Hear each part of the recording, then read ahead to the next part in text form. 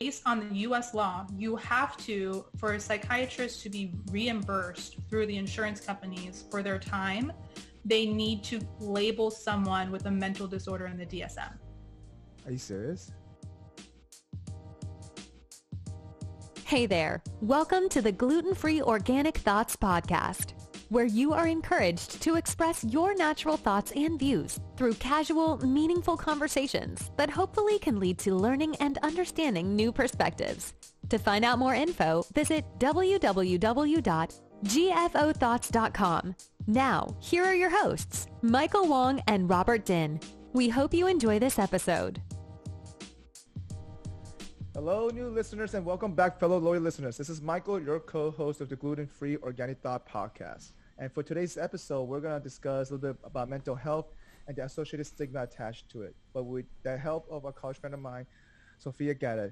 And she will share her journey with us and the experience on how she was able to overcome and currently handling the mental health experiences that she's gone through. So as always with me, Robert Dan. Hey guys, it's Robert. Glad to have Sophia on. She's gonna inform us a lot on some stuff that we didn't know about. First, what we're gonna do though is we're gonna talk about what we're drinking. Today I have more Blue Bottle coffee. It's pretty early in the morning for us. Yeah, well, I guess it's afternoon. It's 1 p.m. but still, it's not like drinking time. I don't feel. I mean, I have my my tea, pretty much my mate tea. I kind of cut down caffeine on weekends, but it still has enough caffeine. Kind of stimulates the brain a little bit more. So, yeah, it's pretty good. What do you have, Sophia? What are you drinking? I am drinking ginger tea today. I've already had my intake of caffeine this morning. And ginger apparently is supposed to help if you're feeling any kind of anxiety. So, just like turmeric. I think turmeric does the same thing too, supposedly. So did you make that from scratch, or is that a tea bag? The tea bag. Oh. I'm not that fancy yet. Yeah, the keyword yet. Yes. Also, don't be anxious. This is pretty natural, pretty. Yeah, I know. Pretty chill. So first, what we want to talk about is your name, right? So you're under Sophia Gadot, which is alias. Do you want to go into why you're going under a pseudonym? Yes. Well, first of all, we're going to be talking about later, but I'm going to be starting a hypnotherapy practice. So I'm essentially going to be an entrepreneur, and I'm going to be in the health and wellness space. Congrats on that, by the way. Thank you very much. So I think it's really important to kind of protect my name right now and kind of test the waters and see, because there is a lot of stigma around mental illness, and I don't even like to call it illness. We can discuss that later, but mental health diagnoses. A lot of times people lose jobs and friends, have issues with family members, have struggle in all aspects of their life due to this sort of label that they're given. And so I think it's just very important to kind of protect that for right now. And I do want to discuss this sort of things because it is very important. And I appreciate you guys taking me on and asking me about it, in this way. Well, we actually appreciate having you on because, to be honest, this is actually a topic that I really wanted to discuss. And I feel like this is not just impacts, on our people, our age group. There's just different ages. And and the way, and with people all over the world, especially in Asian cultures where it's very we don't talk about mental health at all. We don't talk about feelings. We're brought up to not feel anything, not to discuss anything that's sensitive like this. That's correct. Yeah.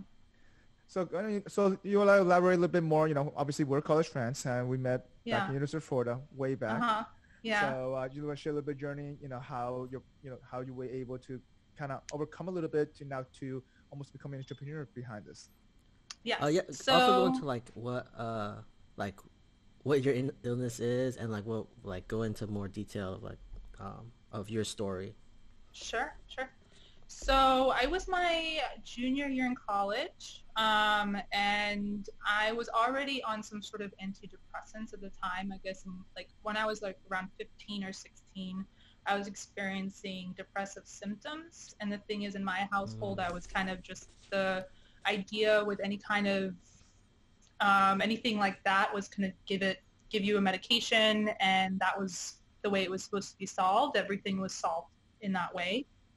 But there was an issue with that because when I was 22, a lot of times SSRIs or antidepressants that affect serotonin and dopamine in your brain could cause a certain level or a certain population to go into what are called manic states. So I was diagnosed with bipolar disorder. There's two different... What is a manic state? Sorry. Right. So I'll kind of give you a background of what the diagnosis is and like what it entails. So there's two different kinds of bipolar disorder. There's bipolar 1 disorder and there's bipolar 2. So bipolar 1 disorder is essentially you have manic states and depressive states, and the manic states could lead into what's called psychosis. A lot of times you think of like schizophrenia if you think of psychosis, but that is a more extreme form or manifestation of it. Bipolar 2 is more of those cycles, but you don't ever get to that point. You have more depressive symptoms. So it's still severe, but not as severe as bipolar 1. So and a manic... Is bipolar 2 like it's mostly the depressive state? Like that's the difference? Is that it mostly has depressives? The thing is there's different kinds. So the idea is like it could cycle, like cycles could be quicker or longer. You could be depressed for months to years at a time, or even less than that, or you could just do it from like 1 month to the next. It depends on the person, and the important thing to know is that everyone experiences it differently. Gotcha. So it's never just like one blanket experience it's never for everyone. Yeah. Okay. Yeah. And so mania essentially is like when you have there's like levels. So there's hypomania is when you have an extreme, like you have a lot of energy. And the thing is, people are very, very effective and productive during this time. And you have a very like kind of grandiose kind of affect. You're very magnetized. People are magnetized to you. You feel like you can get a lot of stuff done. But the dangers to this is a lot of times it leads to a full-blown mania. And the mania is essentially when you have like very little sleep. So you get very little sleep. You speak very, very quickly. And then it gets to a point where it could lead to you have delusional thoughts. Some people see things or that sort of thing. But that doesn't necessarily happen in bipolar 2. So that's the distinction, is the mania, psychosis. So do you feel like that was a little bit harder to diagnose for someone who's not even aware of it? I'm just wondering. Absolutely. So the thing is, a lot of people who are prescribed for, antidepressants for depression, they don't even know if they have so-called bipolar disorder. And a lot of times it's more of like a crapshoot. It's like, let's give this person this and just kind of see what happens. But 1% of the population is actually diagnosed with bipolar disorder, which is a large chunk percentage of people. Yeah. Yeah. But you said that that's obviously different end of the spectrum, right? So you might not, even how you said you consider mild symptoms, you might not even, even be able to, is that, I guess if you have like a mild symptom, is that even diagnosable in the first place? I'm just wondering. Well, see, that goes into like more of a question of like how things are diagnosed in general. Gotcha. Because the thing is, we are told that, are kind of given the impression that this is like has biological or chemical reasons to why we experience these sorts of things, but that is not the case. So a lot of times, these diagnoses are more, I call labels, essentially. So you would think that they're more of a subjective scientific reasoning behind it, but there's not. It's not a reliable, accurate medical diagnosis for a biological condition. And the best kind of analogy I could give you is like if you were to walk into a doctor's office and you're like, I'm having headaches. And let's say the doctor finds a physiological reason for it. They're like, okay, well, you have something's wrong with your cardiovascular system, or something's wrong. You have some sort of reason for it, or you're experiencing, high blood sugar levels. I don't know. They pinpoint it. But if they don't know a cause, they'll just say that you're experiencing migraines. So essentially it's a word that describes the experience that you're having, but there is no biological reason. They just give you a pill. Hey, have some aspirin, pretty much. Exactly. Yeah. So that's kind of similar in what happens. So at the age of 22, you said that you were diagnosed with that, right?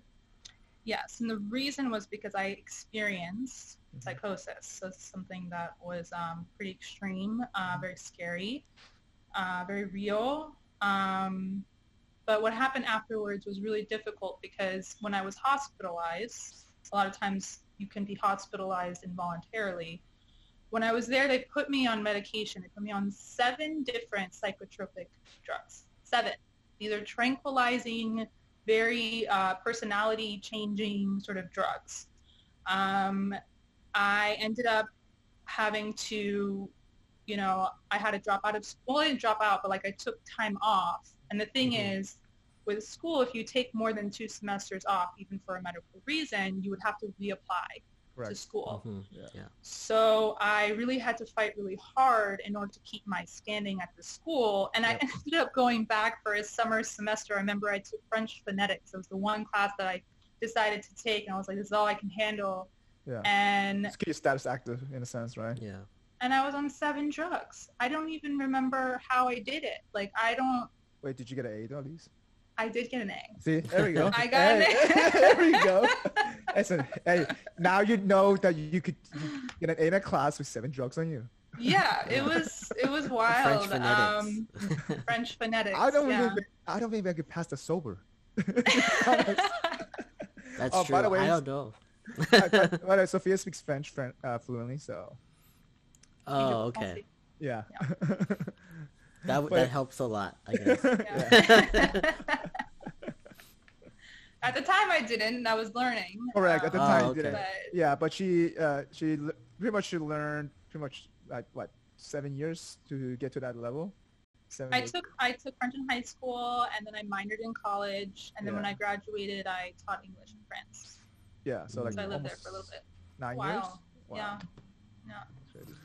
But So anyways, I have a question about like the diagnosis and stuff, like it, because even I feel like since it's a spectrum, I feel like everybody would be on the spectrum somewhere, right? Like, because I've also gone through like times where I'm very, very happy and very sad. Like, I think everyone goes through that same thing. So would this be more that like where it's like a 1% get diagnosed with bipolar, where these are like the extreme cases versus everyone else is on like this other end of the spectrum where it's like not as noticeable. But everybody's still on the spectrum though, in a sense. Yeah, but everyone's still on the spectrum somewhere, right? Yeah. That's a good question, actually. Yeah. Yeah, no, that's really true. And, it's, since all of it is very kind of vague and kind of obtuse and very unknown, even I feel like doctors don't really know. And there are a lot of incentives as to why they would diagnose people with a certain mental disorder or mental illness, whether it's anxiety, depression, bipolar, all these sorts of things. I feel like the more easier ones to notice are something like schizophrenia or someone who's experiencing psychosis, because these things kind of get a lot of attention. Yep. As opposed to like someone who's very depressed. It's not as easy sometimes to see. Someone could be managing it in a different way, like they're putting on a mask and they're able to do it, kind of go through life. But yeah, and I also feel like a lot of these sort of extremes are ways of our psyche kind of like handling difficult situations and trauma and past, things that are happening in your past. And I do believe that our psyche is able to kind of heal itself in a way, and our bodies as well. And I feel like it's very important to face these sorts of things, why we're experiencing these extremes in emotions, as opposed to whether it entails a diagnosis or not, right? Yeah, that's true. Yeah. So, yeah. So now, so let's say, right now, I feel like I think this will change probably as generation goes on. I think it's going to be more open about it in a sense, because I feel like in the past generation, I think it was treated more like, hey, you have an illness that is like a disease. They try to cure like a disease in a sense, right? Right. But it's not. It's in a sense that I think it's a sense of accumulating things in your environment that part of it had to do with it. Obviously, DNA maybe is perhaps, but now that we are becoming more aware about it, especially to be honest, as a male, that's not talked about a lot. I mean, I Yeah. feel like because the way society views that, but and we can get to in terms of how the people diagnose it, but in terms of the stigma behind it, I just feel like it's not a very popular topic to talk about, or even openly talk about. It's just looked down upon to a certain degree. I mean, believe it or not, especially the older generation, as they It's call you also a soft. difficult topic to talk about, right? Like It it's is. hard to. It's hard. Well, it just since maybe it's because we just don't talk about it enough, so it's like a weird thing to like bring up in conversation or like talk about. So maybe it's something like that. That's part of it too. Yeah. Oh, sorry.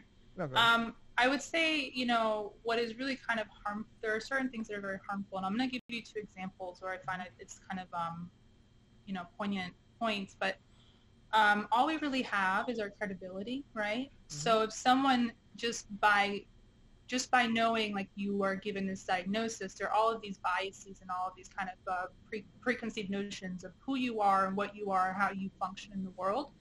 And so essentially what happens is your credibility is kind of gone when you, a lot of times, without like Mike, you've known me for a longer time. You've seen me through college. You've seen me in social circles. So you have a better understanding of like what I'm capable of and what I do. Of course. Yeah. Right. And, and it's not essentially very, someone looked at me, they wouldn't essentially be like, okay, that person is mentally ill. It's like, so it's very harmful a lot of times, these diagnoses, because it could potentially like, this person could be, just experience a lot of discrimination. And that happens more frequent than you ever know, for sure. Yeah. And you lose a lot of, credibility. So for example, I had, and listen to the irony in this story. So in college, after I, was back from the hospital and I was, going back into school and kind of reintegrating myself and kind of like figuring out this new identity and what does this really mean, this belief system and like who I am. I had a therapist and he was the most helpful person out of everyone that I have seen. Like, he was the most helpful because his story, he shared with me, he was diagnosed with bipolar disorder. He experienced psychosis in his early 20s. Now, the thing is, he ended up, and he was maybe in his 50s at the time, he ended up where he no longer needed medication. He had a practice of yoga. He had healed himself completely in a sense of like having a very holistic lifestyle. He was married. He had kids. He did a PhD. He wrote books on this sort of thing. But he never disclosed to any of his colleagues of his diagnosis in the mental health world.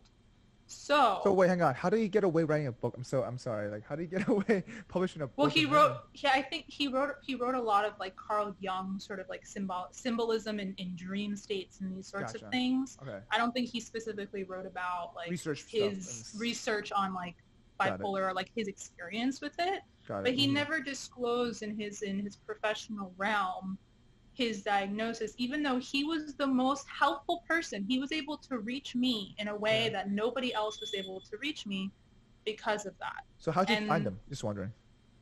He was at the clinic at the school, and it just so happened that he ended up disclosing to me after like a few months of seeing him. And because usually as a therapist you're not supposed to do that. You're not supposed to disclose personal stuff, correct? But the thing is, unless you feel that it's actually absolutely necessary for that person to not feel completely alone and isolated, I found it very therapeutic. I found it very helpful for him to relate to me in that way. That's well. I mean, so now that you said that you're trying to integrate back yourself into school, right? And you met him, right? So how long was the therapy sessions for? Just wondering. Like, you said that was the most helpful thing, right? So like, did that last after college? Just wondering, those sessions. Well, no, I wasn't able to see him because I was no longer a student there, so I had to so this is part of the school. Mm-hmm. Oh, I didn't know that. Wow. So it's tough. Like, when you do find someone based on your health insurance, like, you need to like change a lot of doctors and basically see a bunch of people if your insurance changes. And that was a case where it was a part of the school, and you had to be a student in order to access it. So I never was able to see him again. I honestly forgot his name. I would have to like go back in my records and like at the school and I ask. Maybe you should connect with LinkedIn, to be I honest. would like to. Yeah, because I think this could be a mentor thing in a sense, especially if you're trying to establish something that you want to give back to, right? I think this is a good story that he may would like to even help out assist on, to be honest. Yeah, it'd be a good source for you just to have someone as a mentor. Yeah. Yeah, and I would like to read something. So there's this like an excerpt. So there's this book called Another Kind of Madness. So it's written by a son of his father who was diagnosed with bipolar. And this was a little while ago. But essentially his father was a professor. And this is something, like, I kind of want to read this, like, idea of, like, anticipated stigma, essentially. So this was his third involuntary commitment following Norwalk as a teen, where he received no intervention whatsoever, and Byberry as a newly minted PhD, with his insulin, coma therapy, and reported beatings. Why, he wondered, must I once again replace my clothes with the drab uniforms of inmates? Somehow the episode abated within a few weeks, and he was released. Back on campus for winter quarter, he never spoke of his detour into madness. He'd learned to pick up the pieces and forge ahead. If anyone were to know, they'd only understand that he'd become one of the forgotten, less than human, little more than a beast.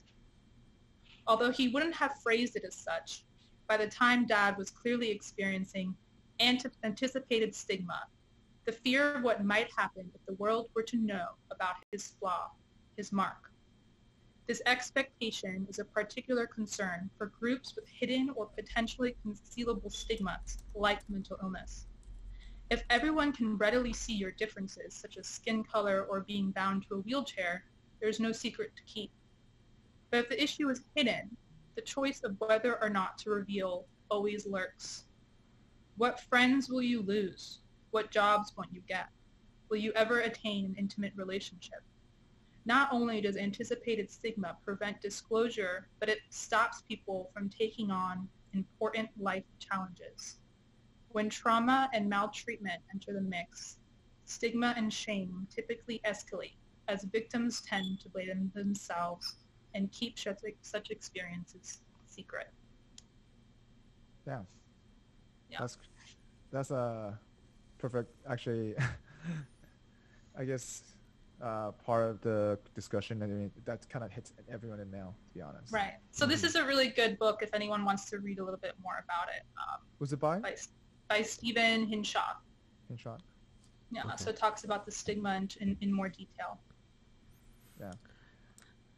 I was just wondering, like, what do you feel is the reason for the stigma that we have in our society for this type of thing?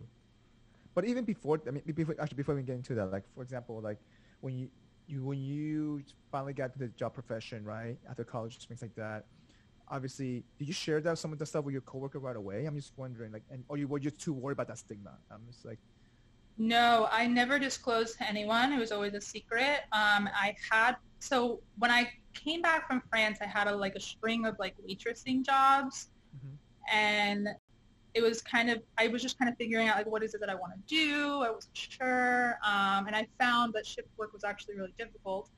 And there was a point where I did try to get off medication, but I did this by myself, and I titrated too quickly. And I ended up having another, what are called episodes. And so I was actually fired for just, I guess, poor work performance in that situation. But I ended up, essentially, like, when I got back out, like, I had no job, no place to live. I mean, I had essentially, like, nothing. So after that experience, like, I made sure, like, I will never, ever disclose that to anyone in that way, because there's a fear involved in that, because your sense of security and being able to take care of yourself is threatened in that case. So Gotcha.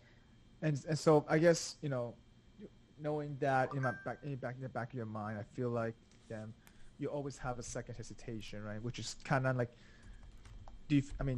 overall, do you think that's even healthy though, in a sense that?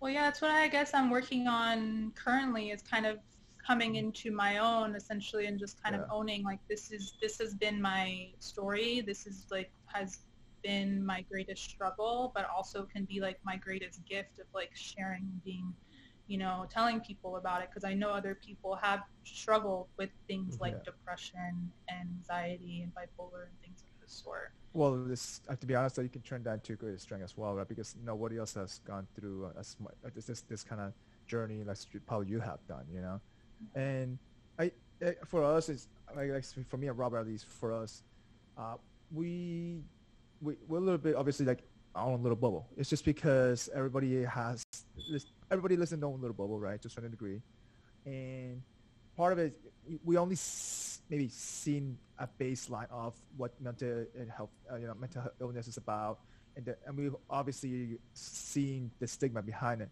So like based on your experience of the stigma, so what do you think that what Robert asked earlier, like what kind of like what makes you think society thinks like that kind of stuff to begin with? Like obviously you mentioned the label behind that, like, and versus like what is the root behind the stigma, and like what do you think it is? Just wondering. Yeah, from your personal experiences. I think a lot of it is because it's unwanted behavior. Essentially, it's unknown behavior. A lot of it, I think, society creates. It's easier to kind of place like people as other, or unwanted behavior as, okay, well, this person is this, and just because you don't understand what's going on, like something like psychosis. And I would like to just go into more detail about that experiences as well. Excuse me, because I see it more of as a spiritual crisis, as opposed to essentially something as scary as psychosis. So you said that it happened twice to you, right? Yes. Was it different experience both times, or was it similar? Just wondering. It was very similar in idea of, so for me, I experienced what are called delusional thinking, but I really believe that I kind of somehow, it felt like I tapped into some sort of like universal energy that I didn't really understand or couldn't describe to someone. And I liken it to kind of like when people talk about their trips with mushrooms or like psychedelics, and I never really get to like describe my experience because I'm like, well, I've never taken any of these hallucinogenic things. So you can't compare that. So I can't be like, oh yeah, that's why my brain did that. But like, essentially it starts off where like, the more profound something is, like the more simple the language is. So my idea is like, I would look at a blade of grass and it just seemed like the most beautiful thing. And I just felt like I was like one with nature, one with the world. Everything felt possible. Everything felt angelic. But then it like quickly kind of spirals into the idea of, okay, well, all right, well then there are like hidden messages in certain things. And then you become a little bit paranoid. And then you become a little bit like scared that you're being watched, or that there's something malevolent going on. But there are certain like truths to certain things. Like this is before, like the first time I experienced this was before we all knew Facebook was like essentially watching and recording and, basically everything that we're doing. Yeah. I was afraid of Facebook because I felt like I was being watched. I felt like I was being like, I this sort of thing. And this is very alternative. They record your activities, pretty much. Exactly. So it just, it's not like it's not untrue. You know what I mean? Well, we give them the ability to do it, though, to keep that in mind. So. I guess it's a whole nother podcast discussion. Yeah. But I feel that it was a spiritual crisis. I felt like I think that my psyche, I think, was from whatever happened growing up, like wasn't able to handle it or process it correctly. And it just kind of disassociated from like our like kind of reality. And I think that's okay because, I don't know if it was Socrates or Plato who said a sane man in an insane world is insane. Yep. Right. So we're living in times that are very difficult. We're living in times that are insecure. Think of this pandemic. A lot of people are home and ruminating over news and things like that. So this kind of mental health crisis is going to kind of escalate and probably already has. And it's not like it's just like a specific issue that it's just my story. I feel like this is a societal problem that we need to take care of each other, because more and more people are being diagnosed, more and more people are put on medication. 1 in 3 people in America are actually on opioids. Like, people are medicated for all sorts of things. And there's no real healing going on. There's no real like answers that are given. And like with one of the links, Phil Barges, this is a really interesting TED Talk, because essentially he is a filmmaker and photographer, and he's studied indigenous cultures for over 25 years, right? Yep. And so his whole idea was, he was studying shamanism. So shamanism is like the oldest spiritual tradition in the world. Yep. And this spans throughout the entire world, where he went to South America, he went to places in the Middle East, in Asia, in Africa. There are still indigenous cultures that there are certain things that they do. They rely heavily on each other. They have a huge connection with the land, and they have a huge connection to the spiritual world. And so the people who experience these things like psychosis, essentially a spiritual awakening, they have mentors for them. And the people who like in their late adolescence or early 20s and they experience this sort of thing is very scary. But the other people who are shamans, who are revered as healers in their community, they kind of guide them through it. And there is no stigma and there's no label based on what it is. Essentially, they are told, you have a gift, you have a power, you have a special power in order to heal and to speak to the spirit world. So they actually are given a different status in their culture. Well, they encourage you a little bit more in a sense, right? To actually walk through the experience differently, so to embrace it instead of fearing it. So and they come out. Yeah, sorry. No, I was saying that it sounds like it was a little bit more of a positive experience than a negative experience. That's what. Yeah, because essentially when they come out of the experience, the psyche kind of self-heals and self-regulates. The idea is that they come out with a greater sense of compassion and a greater sense of consciousness. That's the whole. True. So I was going to ask you, from your first episode to your second episode, it sounds like your second episode was obviously a similar experience, but were you more aware of it? Were you like, okay, this is happening. I know how to handle it now. I'm going to walk through this, and until whatever happens. Is that? No, I was too inexperienced, and it's too big of it's too big of an energy for anyone to kind of, I felt like it was too big for me to contain it inside of me. And so I didn't have any guidance on any of it. But yeah, I had to, and I think this is where medication is helpful, because, you do kind of sedate that feeling, you get sleep, you're able to kind of self-regulate in that way. But the thing is, there's a problem when you start taking them long-term and you start adding medication on medication on medication. You become reliable, to be honest. Yeah, and the thing is, if it were up to my doctors, I would still be on 7 medicines.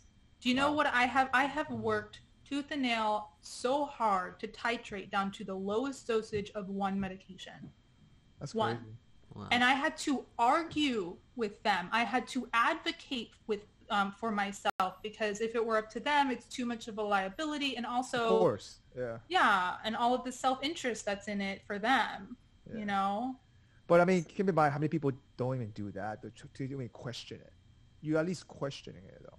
Yeah. And I think that kind of awareness, comes a long way, because I mean, ultimately, so like what made you, obviously the therapist that you met in college, right, help you questioning, help you, I guess, bring that more to your awareness, probably, perhaps. But now what made you decided to, okay, you know what, I'm going to try to do it differently, in a sense. Obviously, after your second one, you kind of walk through these experiences, and now, first of all, how long does this episode last? I'm just wondering. I mean, like, for me, it lasted it's a few days until it becomes to something unmanageable, essentially. But I would say the thing that really was the most helpful, and this is, Sabrina, right? So Sabrina has known me the longest. She's been my longest friend. And so she, just one person knowing your experience and telling you you're not crazy and what you experience is okay and like there's probably something else here, Mm-hmm. that was more powerful and transformative than anything else. You know, just one person. And that is like my goal here on this podcast right now, is like anyone who has experienced this before and like validating like it's okay and you're not crazy. You know, just having one person who believes that in you. So that sparked my journey into discovering, okay, what are other ways that I could heal myself, or, you know, how else could this look? I don't want to feel like I'm a victim and have to like have no other choice but to be on this medication forever.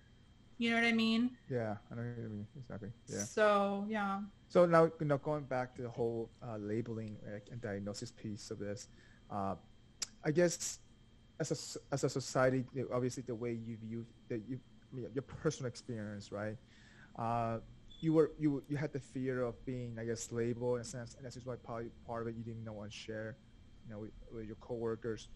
Like, so I guess what is, I'm, obviously you're studying right now to try to do your own, to try to do that profession, and you're trying to kind of pretty much, you're building your own story, your own credibility behind that. You're not relying on anybody else, and that's probably what's driving you to be an entrepreneur as well, right?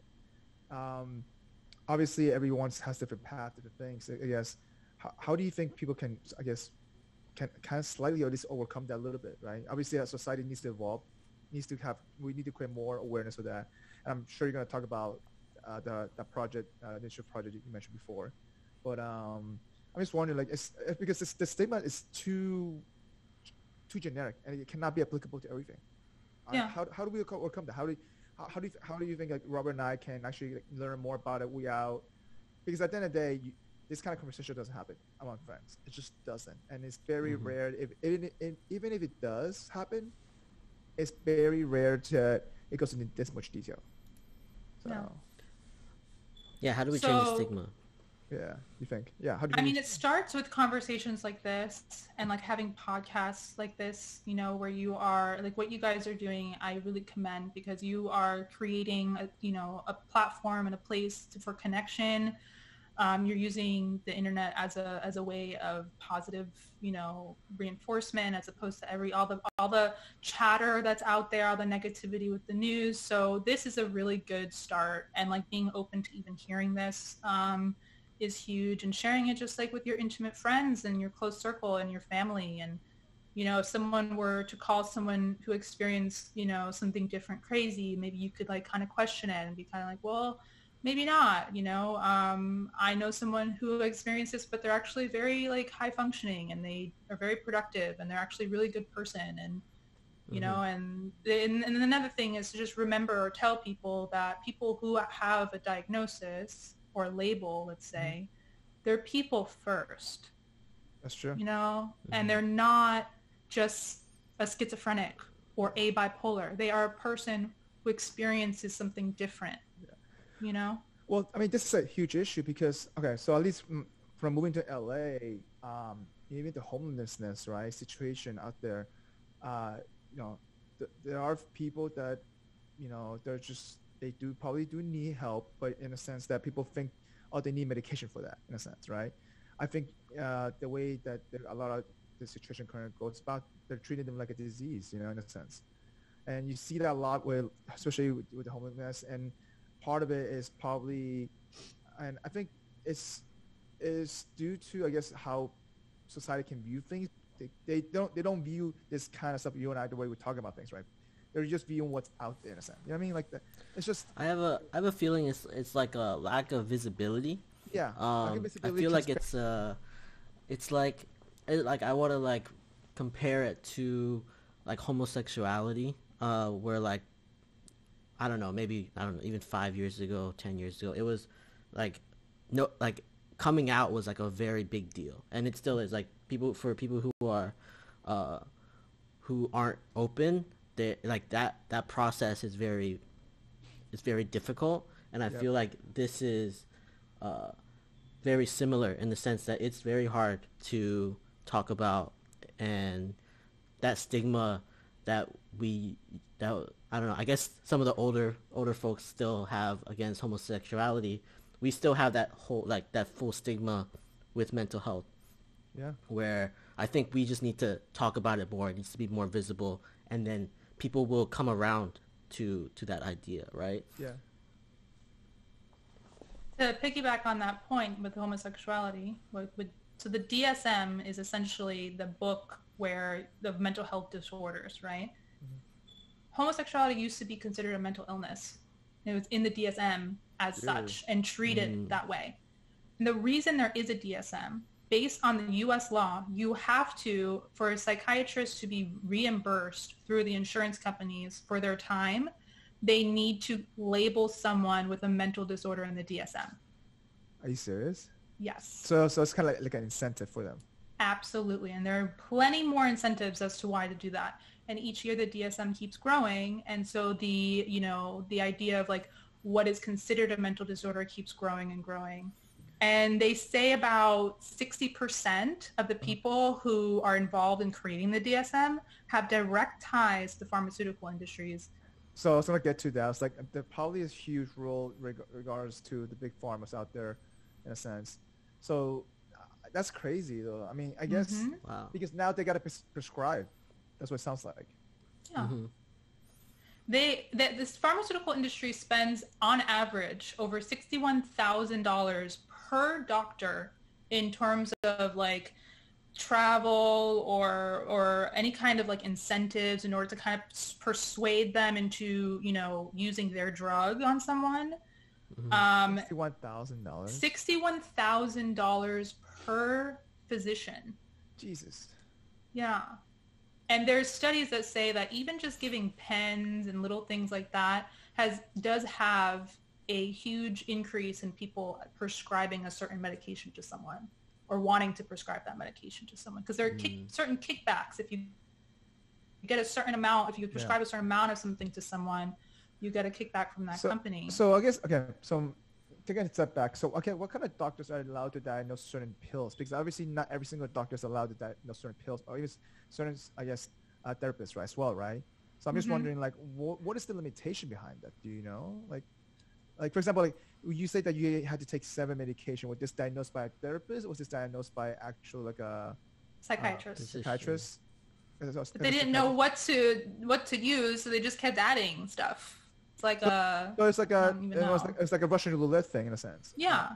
And figure out what was works. that like they were just like treating symptoms? So like, yeah, you said you had this, and then they like give you that, and then once you took this, then you got something. You said something else, and they gave you another thing, or was it just like, oh, we're giving you this, it didn't work, let's give you something else? But like, why would it be so many on like at once? For me, like, okay, so my experience is a little bit different, because essentially the whole idea of when you're being diagnosed, there's something called the diagnostic screening. And so it's a questionnaire of about 5 to 20 things. And so essentially you're diagnosing yourself. So these questions use words like, are you experiencing something often, with what intensity, excessive, impairment? These are very these are up for like what does that even mean? Like, what is this? What does that even mean? And so whatever you score on it, then they're like, well, then you have a tendency for this major depression disorder, mental illness sort of thing. And then you get the label, and then it just starts this whole journey. So for me, that happened with depression. But then when it became severe, when it came to psychosis, like the break, in the hospital is when they just kind of added medication to kind of see like if I would stop experiencing these sort of delusions. So they were trying but by that time, I was already on 7, and they are not taught how to get you off of them. Not one doctor has ever, until I moved to California, ever discussed nutrition with me, exercise, anything other than spending 10 to 15 minutes with you in the doctor's office and saying, okay, well, if you want to get off medicine, which one do you think is causing you to make you feel the way you do? Well, I was put on 7 of them. First of all, I don't even know what I'm feeling. How do you know? How do you know? How am I supposed to know? This is your job. That is so nuts. So they don't even know. You're essentially like they are basing what they do is based on your inventory. How good is your inventory of what you're feeling? What is causing you to do what?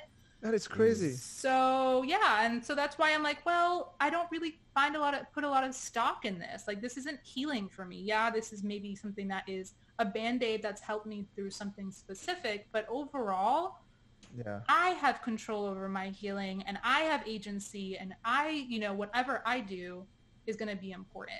I'm not going to put that power into someone else who doesn't even know what, That's just a crazy situation. That's the thing what people don't realize. Yeah, but I mean, think about this.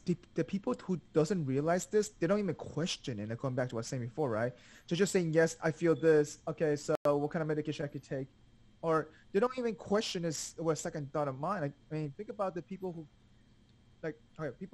veterans, right? I think veterans has a huge situation with this because they seen stuff that we haven't seen. And that impacts that. Those experiences is part of their life experience that impacts that as well, right? But we tend to forget they're human first before they became soldier, And that whole stigma of, and then I feel like the whole situation with the VA, I feel like we're not handling it very well in terms of the mental illness behind that because, they're soldiers. They're supposed to train to see this kind of things. They're supposed to have this mental strength, things like that, and so forth. That's not true the case. I mean, we're human beings first. Yeah. So plus a lot of veterans, they went in when they're 18 years old. Like, what do they know? Well, how are they mentally prepared for anything? Yeah. So for example, if you were to have a kid tomorrow, right? What would the first thing you would tell them to prepare for, in a sense? Like, how do you prepare a kid to be mentally stronger, I guess you say? I would empower the child to think for themselves, to question certain things that they're told, and to just really believe in their own intuition. I think it's like a muscle, essentially, to keep on using and trusting and having faith in that. It's hard though. I think that's had a lot to do with self-esteem first. I personally feel like I didn't build my confidence, self-esteem behind that, trust my own intuition until later on in life, to be honest. Yeah. I think college was a big part of it, which helped build that. But I also had to have the self-awareness to put myself in situation to build that, right? Yeah. So my parents were just too busy working, So it was like that wasn't, and especially in the Asian culture, it's like you tough it out. That's what it is. You tough it out. You're also taught, you're taught to be just shut up and listen. That's true. Really it's all true. We're taught. But I feel like that statement right there, what Robert said, that's our society, especially in America. Just shut up and listen. Yeah. And it's hard in a sense, right? It's just hard because you're not following the sheep, right? Mm-hmm. Yeah, I mean, this sort of thing affects across every culture, every religion, every class of people. Yeah. And I also want to mention, I'm not against medication. Whoever is taking medication, there's no shame in it. There's nothing wrong with it because I take medication. You know what I mean? And I just don't want people to feel like that's my message. No. I think it's important. I just think that what my message essentially is that I want people to have a choice. That it's not everyone's saying I should take medicine. Doctors say I should take medicine, and you have no choice.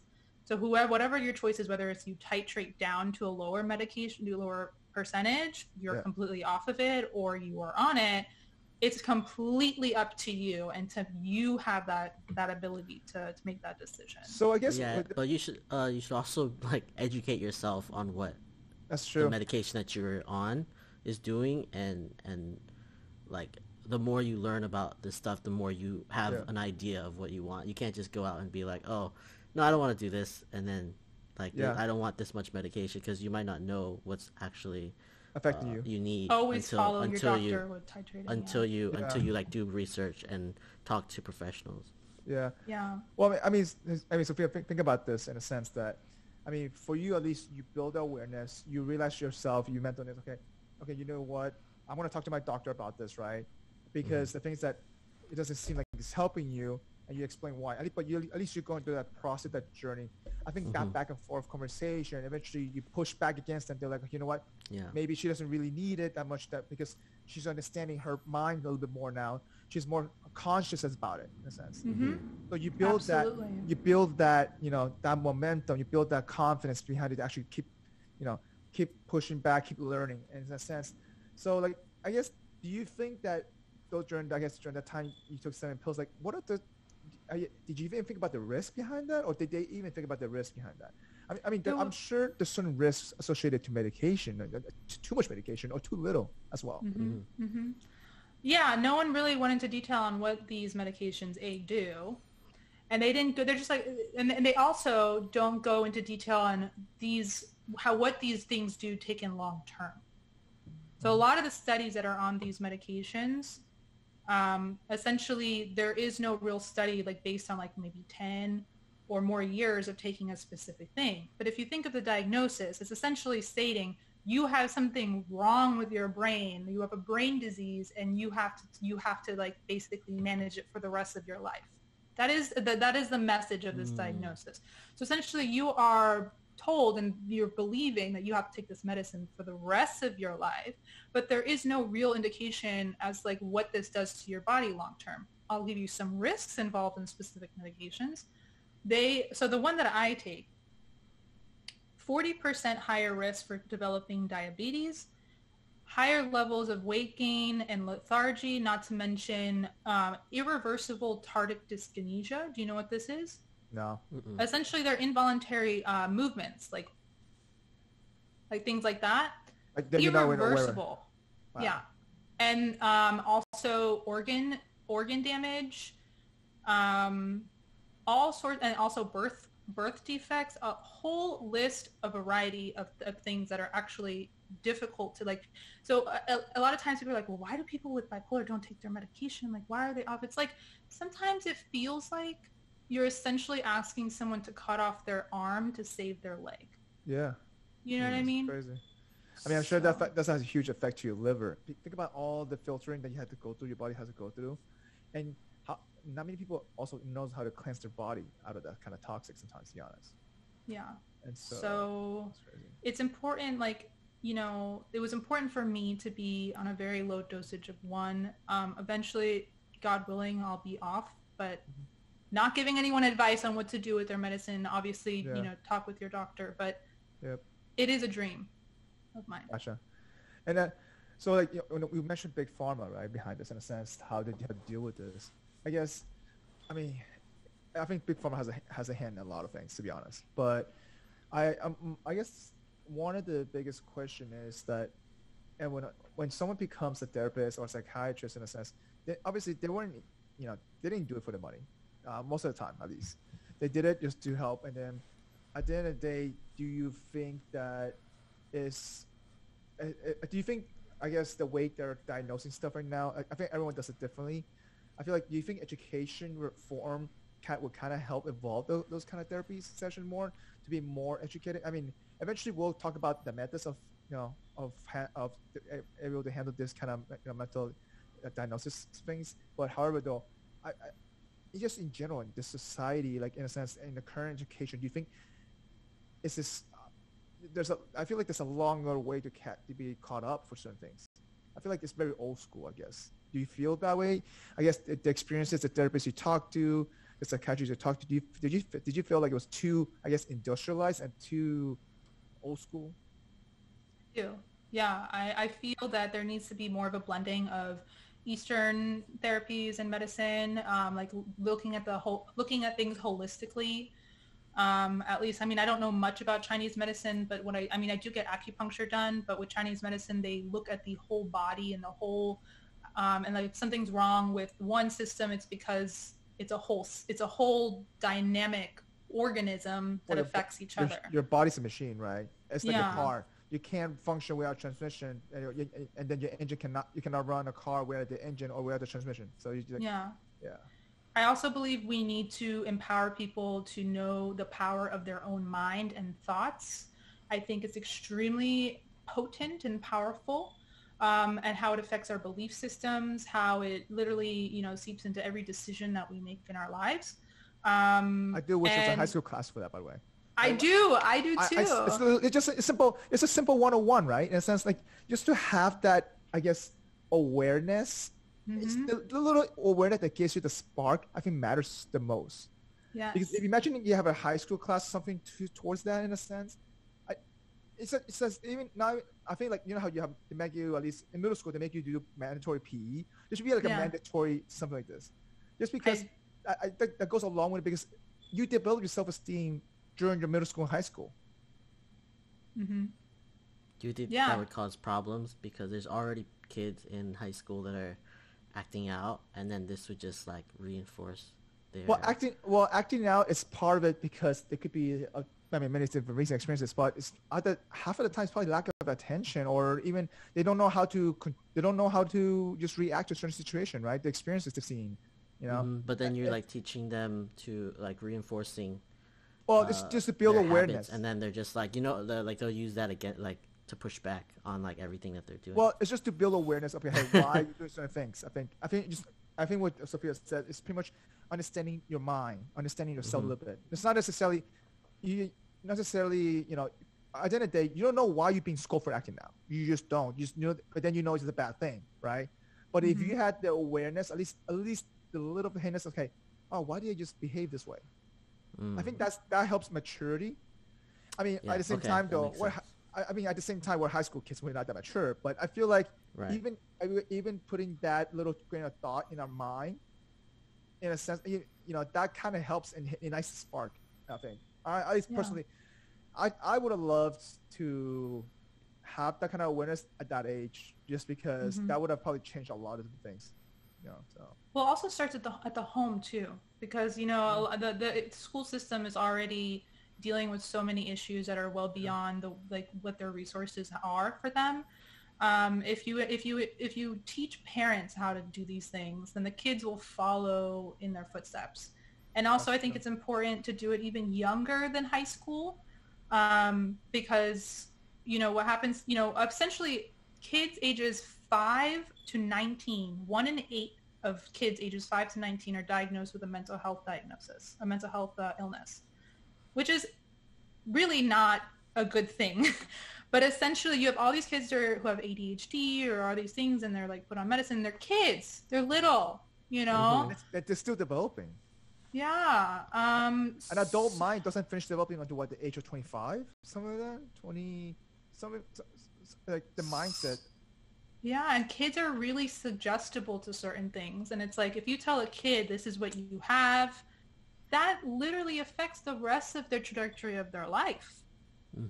So I would say a way it was like to teach parents, to teach school, like have curriculums in school. I don't know, even with media, like have media coverage on these sorts of things. You never really hear those sort of messages. They're kind of siphoned from the general public. Things of empowering. Media is a whole other topic. Yeah, media is a whole other topic. It's just too much to discuss there. I know, right? But I totally agree with you. It should be like broadcasted more. It's just, I don't know if we can go into media. It's just yeah.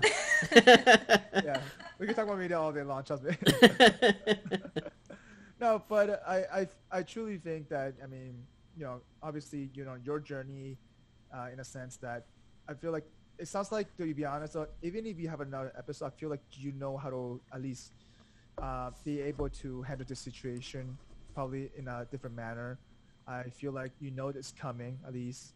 Or do you think if you had another episode, you would be self-aware enough to know that you're in one, and that you can like get yourself out, or know that you need to do something to adjust? I do. I think I would know beforehand, and like kind of figure out it's very it's very important to be preventative, because there is a certain point where you reach a certain point where you're like, okay, well, this person's not reachable right now. So it's important to be preventative. I do know I'm very familiar with what causes what certain things with me, in terms of food, environment, exercise, sunlight, all of these sorts of stress. Like, I feel like this has forced me to know myself more than any human being kind of is forced to know themselves. So I mean, in a busy world like this, we don't take the time to do that. Yeah. I think this quarantine thing has made us realize. I actually want to talk to you about that a little bit. In a sense, like, I mean, I feel like in this quarantine, it literally shut everything down. Everything in a busy life shut down for 3 months, and it made people realize that they're literally with the thoughts of themselves. And to be honest, sometimes it's scary, right? And you are starting to realize yourself a little more and more. And you're learning to live yourself more and more, and you're like, oh, okay, this is what my mind is like, or this is my consciousness feels like, Yeah. I mean, you started finding out more and more. I mean, I think mental healthness during this quarantine is a very big topic that needs to be discussed in a sense. People don't talk about that, to a certain degree. So. Yeah. I think this quarantine is interesting because whatever issue that you had before, it's going to be magnetized, or whatever habit you had before. So let's say if you drink occasionally, you might drink more, or let's say if you don't exercise, you're really not going to exercise, or if if you watch a lot of news, you're going to watch even more More news. news, yeah. So whatever it is that you rely on or that you do is going to be magnified in this time.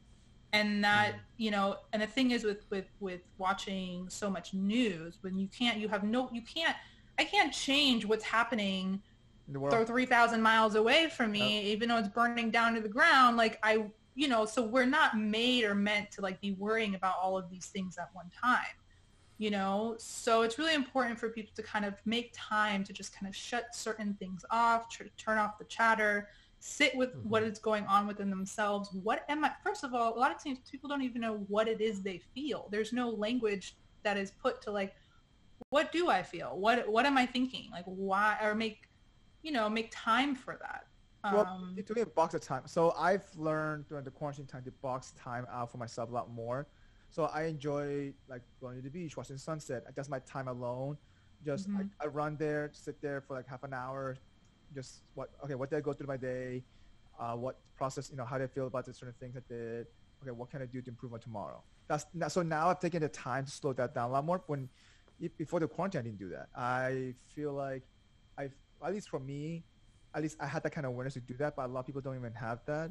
And so you're right. It's definitely magnified that kind of situation a lot, tenfold easily, just tenfold. I also agree on that, like, you don't really know what you're feeling a lot of the times. I describe like my feelings as happy or angry.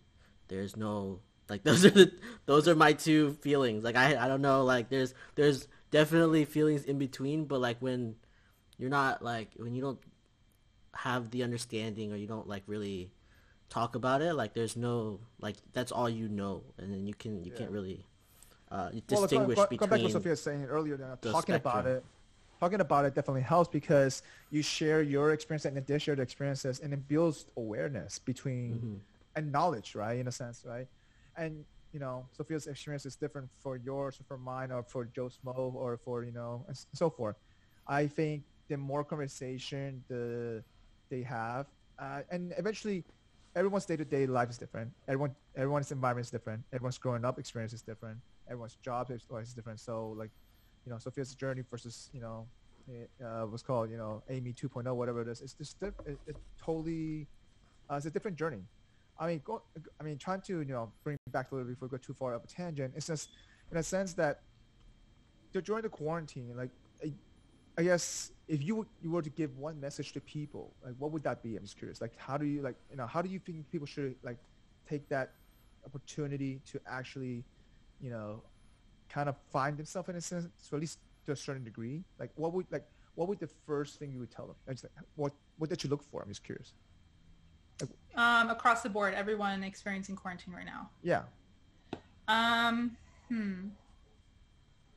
I think it's important for people, if they haven't already, I think the most important thing is to take inventory. And what I mean by that is, what makes you, like, what is it that you're feeling and why? What's making you do that?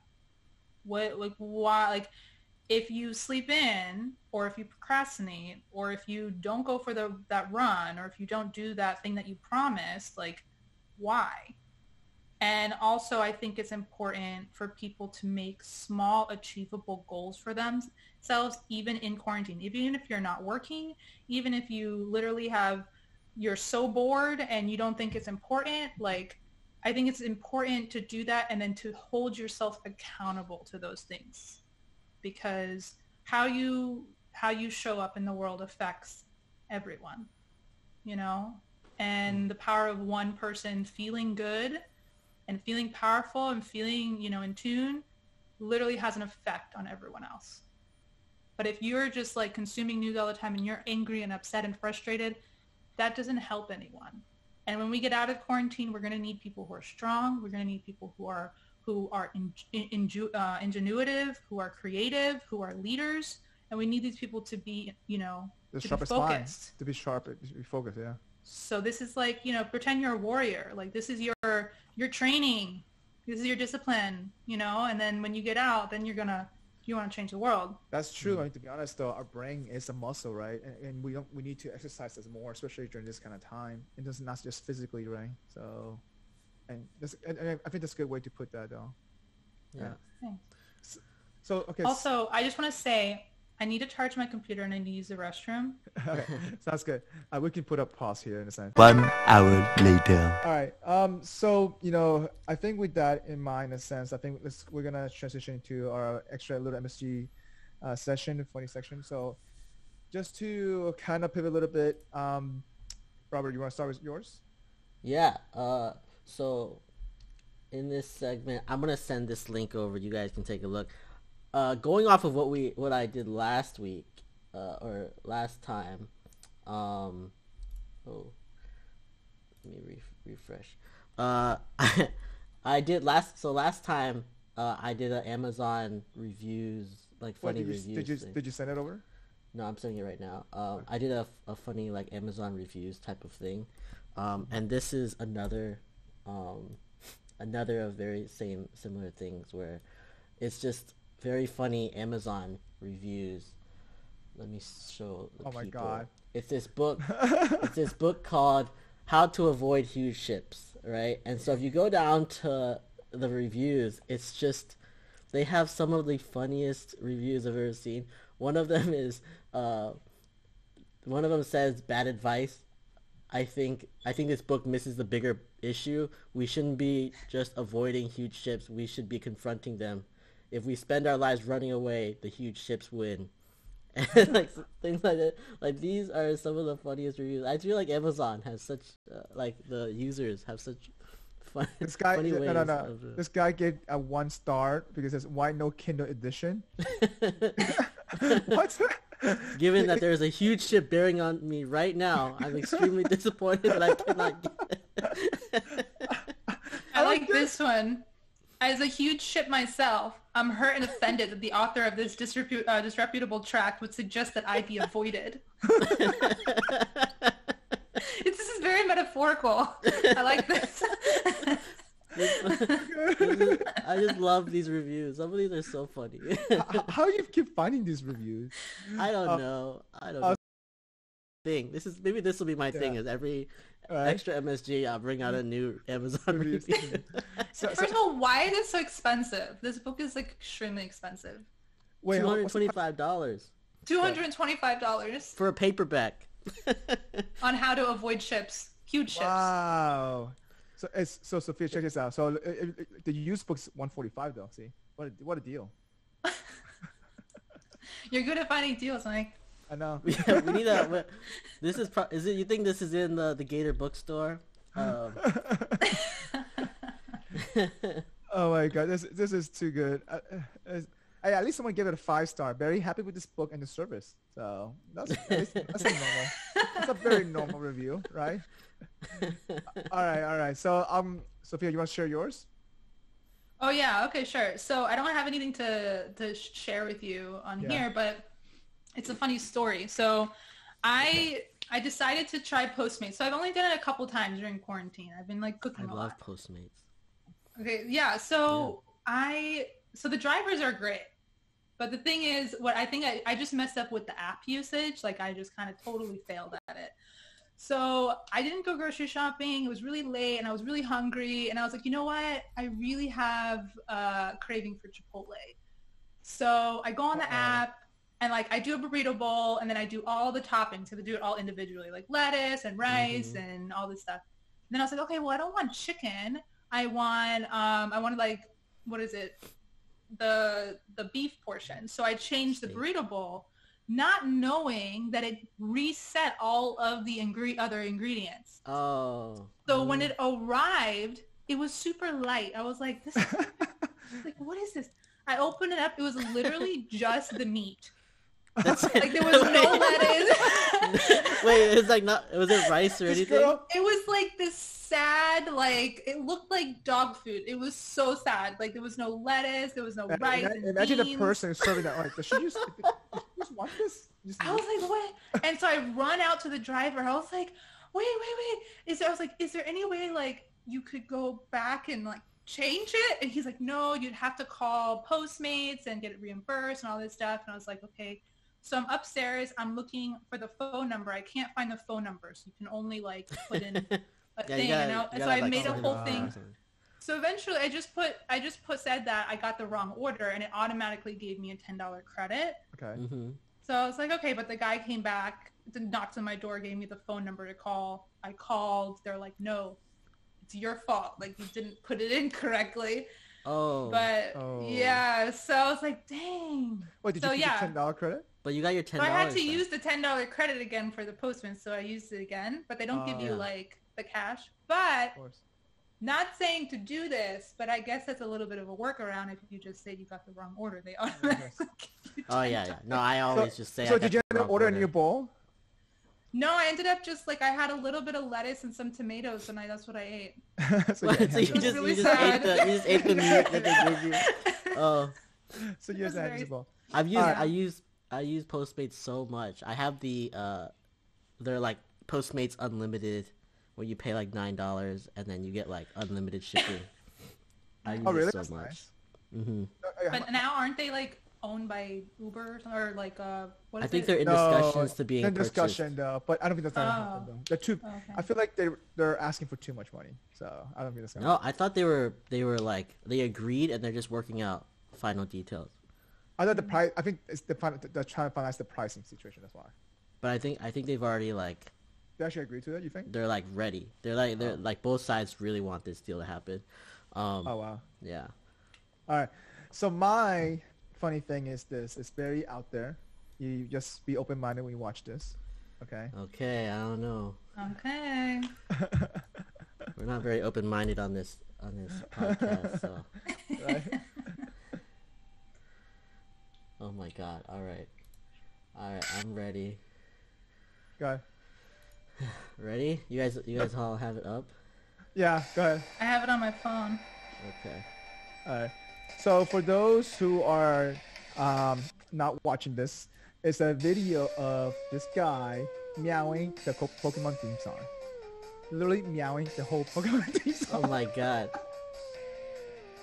Oh my gosh. Maybe he was a cat in his past life. But, I mean, I'm not judging. Let me tell you, but I thought it was pretty cool because he was to do this. Let me tell you, okay? But you could do this for anything. You could meow any song ever. I'm telling you, maybe does he have other? Wait, does he have other songs on his? Maybe actually, I'm curious now. Let me see. On his channel.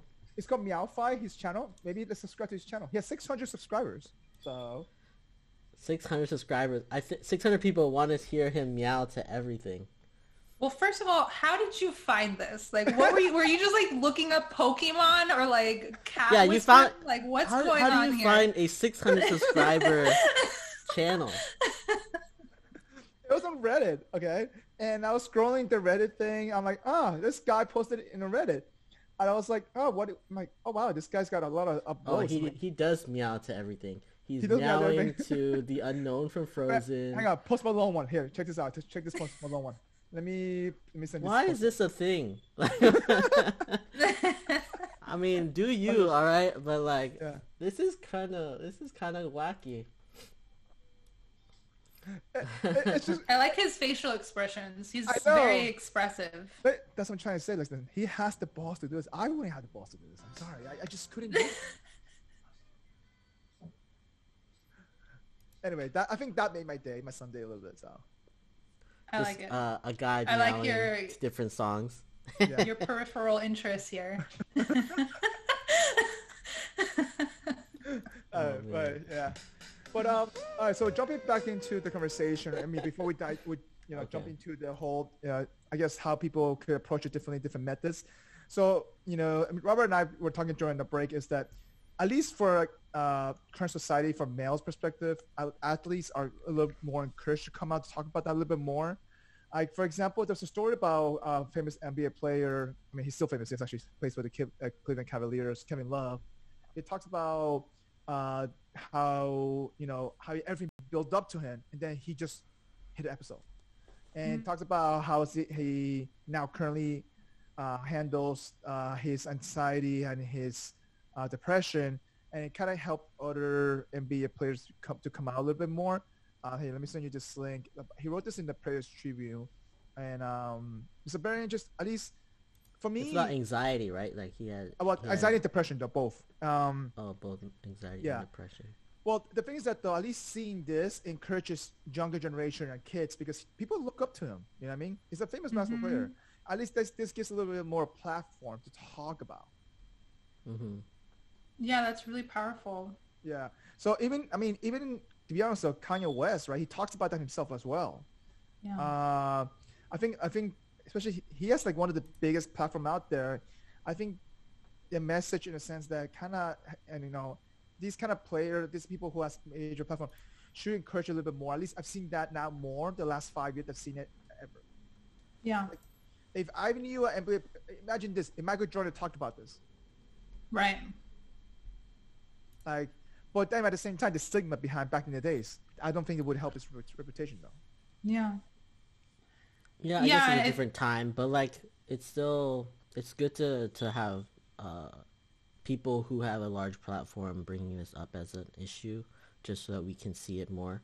I don't think like it had to be a certain timing. It's just like this is a good time to. It's like a better time than any to just like open up about something like this. And it is that okay. For example, at the same time, like I think DeMarcus DeRozan said this too, as another basketball player, and he mentioned about this ongoing issue of his childhood, right? But imagine though, if you were a kid and you saw your role model saying this kind of stuff, and you realizing, okay, you may be able to create some awareness at your younger age that can drive it, at least to be able to capture the experience is slightly different, at least, or I don't know. It's just they can relate it more to role players who've maybe gone through because now, hey, it's not just me. Even adults are going through this as well sometimes. Yeah. I think, and we talk about why kids act out. We just don't know any better than what their mind to think about. Sometimes we just don't. Yeah. So, I feel like that was a good segue to kind of talk about the methods. So now. So you're working on your certification. You're taking classes right now to work on hypnotherapist, right? In a sense. Can you tell a little bit more about that? Why'd you jump into that? What are other ways have you encountered before you end up choosing this route? Just wondering. Very good. So I'm studying to become a hypnotherapist, and I first want to preface with everything with mental illness or mental diagnoses is that I'm not persuading someone to get off medication and do hypnotherapy. That's not what I'm going to be doing. That is not even ethical. Yep. So anyone who is diagnosed with anything, I would need a referral from their doctor first in order to even see that. That's so true. It is something that is complementary, and it is something that I work in tandem with a whole wellness team with people. So that's just the first thing I want to say. So with that in mind, though, before we get into that part, then I guess with the theory of mind, is that the ability to kind of attribute the difference that helps to attribute the states of the mental state. So that is going to be essentially it's going to be something where I'm showing you essentially how hypnotherapy works or how Gotcha. hypnosis works. So the way I kind of came around to it was like I was finding certain ways that were impacting my health that helped me. One of them was exercise. I started with dancing. Dancing is extremely helpful for me. It boosts my mood. It makes me feel very expressive and creative. What kind of dance are we talking about now? I'm just wondering. So right now, recently I was doing a lot of Zumba classes. Nice. Love Zumba.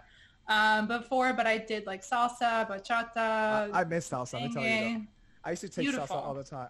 I miss salsa. That's one of the things that I miss about this whole COVID thing. You killed it for us. I know. I miss the dancing.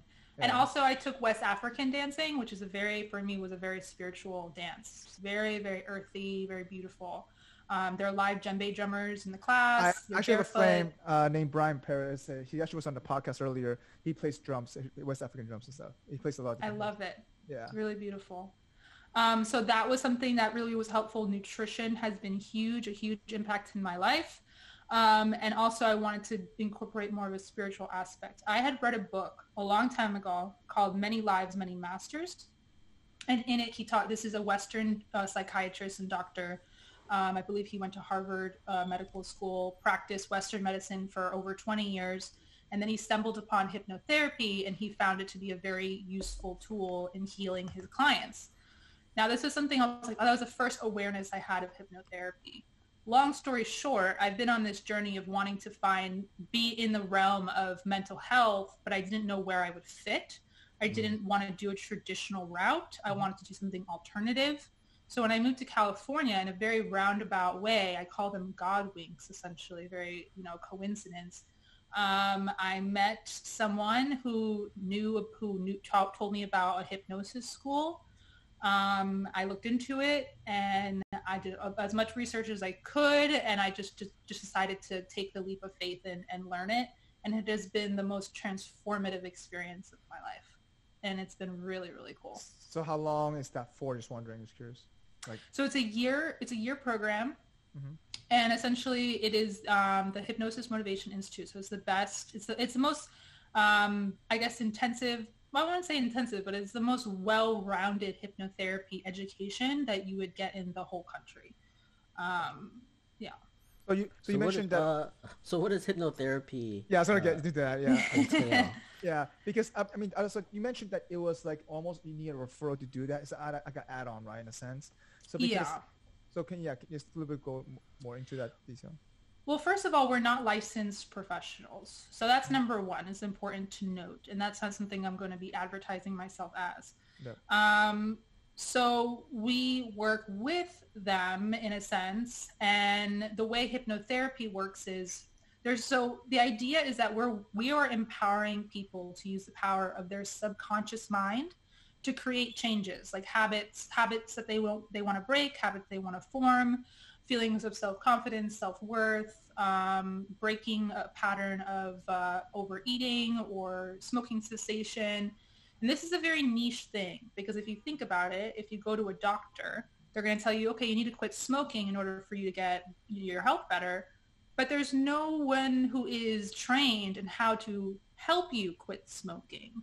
Mm-hmm. There's no training of like, okay, well, how do I do this? A hypnotherapist is very successful in helping you do this sort of thing. So with that, I guess before you jump into the detail, does that mean that would it help you analyze your habits to a certain degree, your day-to-day stuff, or even the micro stuff, right?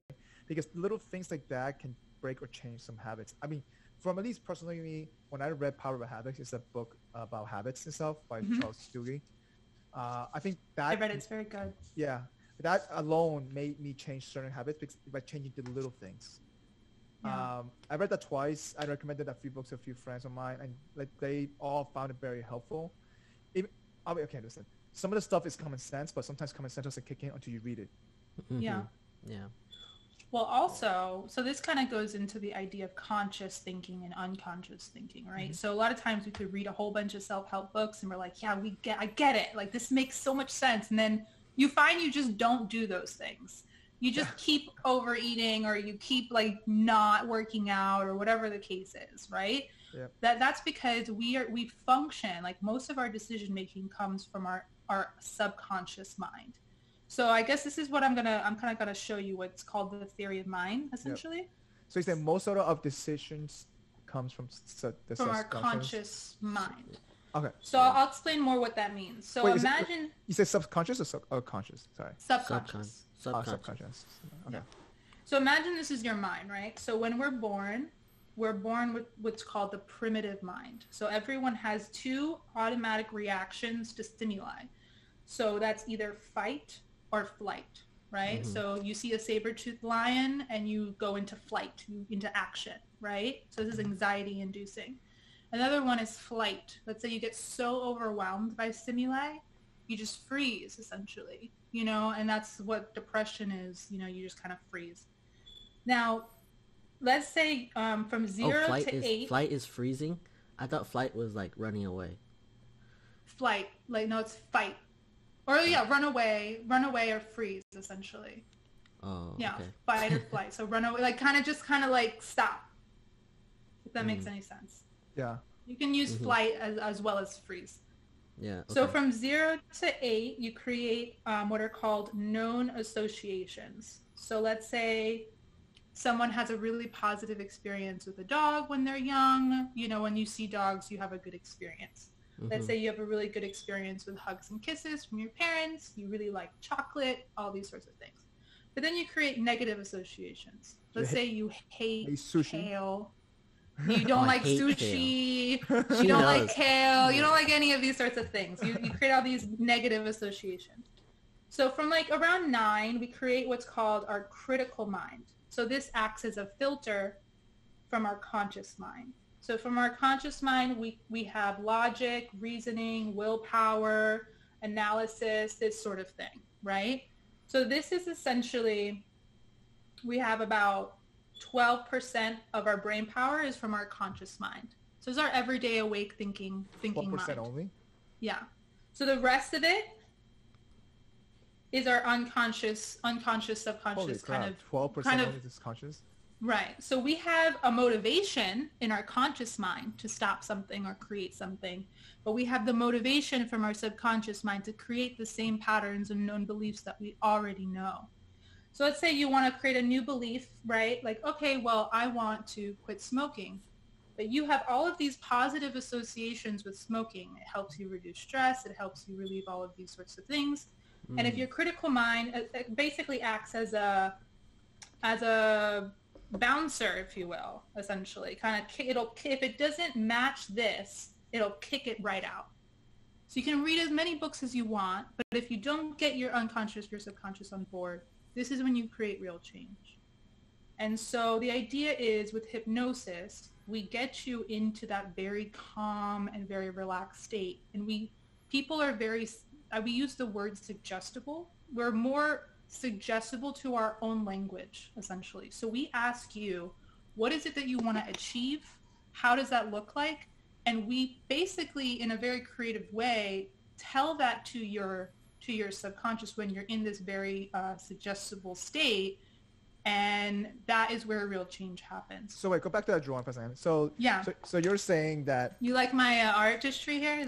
I like that you're ready with like, no, they're bored. I'm very impressed. First of all, I mean, to be honest, this is the first time someone actually elaborate this kind of detail visually, because I'm a visual learner. So that just clicks to me. So now, the subconscious mind behind aspect of that. So how do you penetrate? Like, how do you get through that? Like, let's say that if it keeps bouncing off, how do you make Good any question. change? How do people who, like, some people actually like get through and change their habits? Kobe Bryant, right? He's the best basketball player. Like, he was able to push that through his mind. Like how do you? Yeah.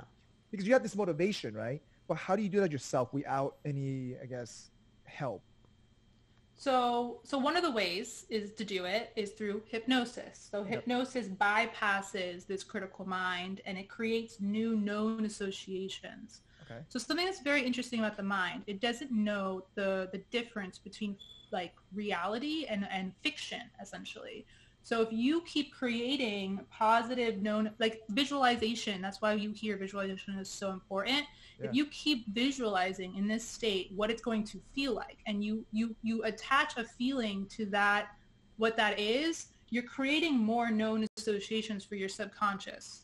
Oh. So essentially when you build that up, then you are literally, there's something called the reticular activating system in your mind. Essentially what it functions as is like a filtering system. So if you are literally looking for the positive, that is what you're going to find. Is that the word manifest? Because you can manifest your goal in a sense. Like I think during Robert, I remember correctly, we talked about this on one of our episodes in terms of like manifesting a goal. Like if you can see something in a sense, like, is that what you mean by that? Like enable to kind of trick your mind to actually work towards that in a sense? Yeah, so manifesting, I use manifesting for myself and that, but the thing is, I don't want to alienate anyone who doesn't believe in that sort of language. Yeah. So I think language is very important. Yeah. It is a very real thing that happens, is that when you, whatever your focus on, your attention is, that's where it goes. And I guess I'll give people an example of what hypnosis is, essentially, what that feeling is like, so everyone can relate to it. So essentially, right when we wake up, we're not unconscious asleep and we're not fully awake and alert. This is a very creative time where you can create changes or put things into your subconscious. So you just like that twilight kind of zone, or right before you fall asleep, you go through this. And so there are different brain waves lengths that kind of essentially happen right before you fall asleep. So it's kind of like you walk into that gateway. That's what it is. Yeah. Another form of environmental hypnosis is like, let's say you watch a movie and you leave the theater and you're still in a story of the characters. You're in a form of environmental hypnosis. Also, let's say if you're on a highway and you get off at an exit, usually you go to the same path, but let's say you're just like, your mind is somewhere else and you drive past it, you miss it. You're in environmental hypnosis. Yeah. So. Oh, I mean, this happens to me also when I try to go somewhere else, but then I used to just take the same exit, and I'm like, why am I taking this route? I'm supposed to go somewhere else. Yeah. Because that subconscious mind took over because I was going somewhere else. So the habit, I guess, in a sense. So like, I guess going back to you, actually, oh, sorry. Going back to you were saying, right? One of the ways, I'm just curious because this is to me is fascinating. So in a sense that, so like how would someone who doesn't know hypnosis, like for example, self-motivate themselves to pass through that sometimes? Because obviously you see people achieving that without hypnosis. I'm just curious. Like, these people probably either meditate or they pray or they have some sort of visualization that they do, or they journal, or they do something, you know. They also say, like, even for artists, they say right when you wake up or right before you fall asleep is like the most creative time to do something. Yeah. I feel that people who are successful have some form of habit where they do this, where they visualize, where they journal, where they make, they write down their goals, and they keep repetitively experiencing it in their mind. Hypnotherapy is essentially kind of like jumpstarts this process. Gotcha. And what's cool about it is you don't have to keep going to that hypnotherapist. We create recordings for you. So before you go to sleep, you can listen to the recording, and the repetition of this is actually very powerful. Gotcha. Yeah. So you're saying for us to break a habit or do something like break out of our subconscious, we need to constantly create like either positive or negative associations to things that we already have associations with, right? So say we have positive associations to smoking, we need to start making negative associations towards them. Is there like a point, like, is it like where say we have a million positive associations, we need to create 1,000,001 negative ones to like 1-to-1 ratio type of deal? Yeah. So is that how it works, or is it? Yeah. This is a great question. So the idea with hypnotherapy, which I really resonate with, is the idea where, so with traditional therapy, you kind of create, you look for the cause of the issue, you talk about the issue, you're always like, everything's around the issue. With hypnotherapy, you essentially have 10 to 15 minutes to discuss what's going on, and the rest of it is like you're switching into a positive focusing. So with smoking, there's something called aversion therapy. So that's kind of it's not used super often, but that's if like you can equate smoking with something negative and then you're averse to it, essentially. But instead, what we do with something with smoking, you create more positive experiences of what it looks like to be smoking free. You won't smell. People will want to be around you. You find that you create positive things, essentially, the perspective. And so essentially the behavior changes because you're motivated by the carrot, not the stick. You're not motivated by the fear. You're motivated about what it is that you want and you're experiencing. Do you need more positive associations to not do something like on one's, like, is it like a balance where you need more Yeah, positive you associations do. the other way to make that adjustment?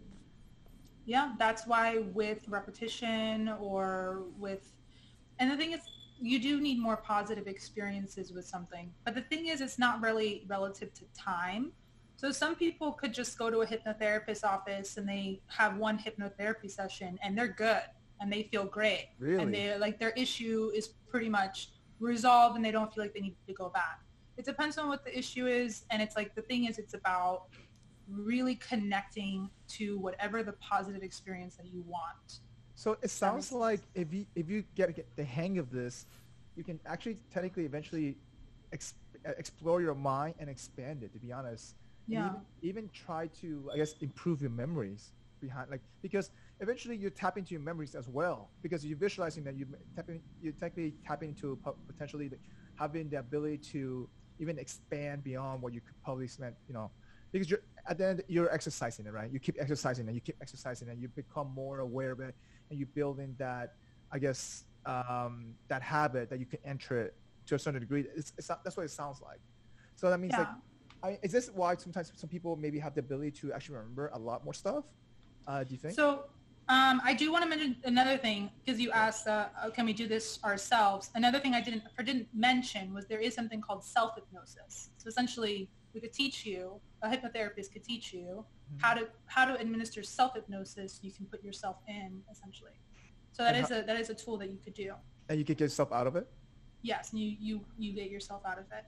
So that's number one. And number two is, I'm sorry, what was the second question? Oh no, I was just wondering, would it help also, even part of it? Because this sounds like also, because you have to improve some kind of memory capacity. Oh, memory. So it's interesting with memory. So memory is always a creation. It's never essentially that's something that's super factual. So if someone goes into a hypnotherapist's office and they're like, I want to remember what happened at this time when I was in a car accident, who hit me, what the driver's license number was, and all this stuff. Under law, you cannot use information that you get under hypnotherapy in order to basically sue someone or use that against someone. So the idea is that whatever you remember in hypnosis, even like past life regression therapy, it's used therapeutically. It's not used as factual information. Gotcha. Yeah. It's more for like, oh, this happened. Now I remember this happened. Okay, this makes sense now. Like, because sometimes people suppress memories, because of maybe perhaps poor experience, things like that, I guess, and they just suppress it forever. And you have to be careful. You don't want to lead someone to believe something in hypnosis. That's why I think a lot of times it could get a bad rap. You have to be very careful not to implant certain memories in certain people. Also, you want to be careful if there is like a defense mechanism going on and it's protecting you from a certain memory, not to access it, because sometimes if you access it, it can create more problems for the person. Gotcha. A lot of times that defense mechanism is there for a reason. There's a reason for it being there. Gotcha. So essentially we're working with behavior. We're behaviorists. So we want to change the behavior. We're not going to like go digging for root causes. Gotcha. I see what you're saying. Yeah. Okay. That makes a lot more sense. I think this gives us a little bit more context of, what this could entitle.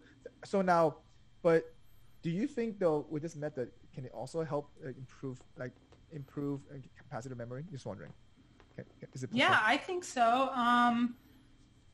I think it has capacity to improve a lot of things, and like so maybe cognition, your overall ability to remember factual information. I don't know, just cognitive abilities. Essentially, you're sharpening those skills. Yeah.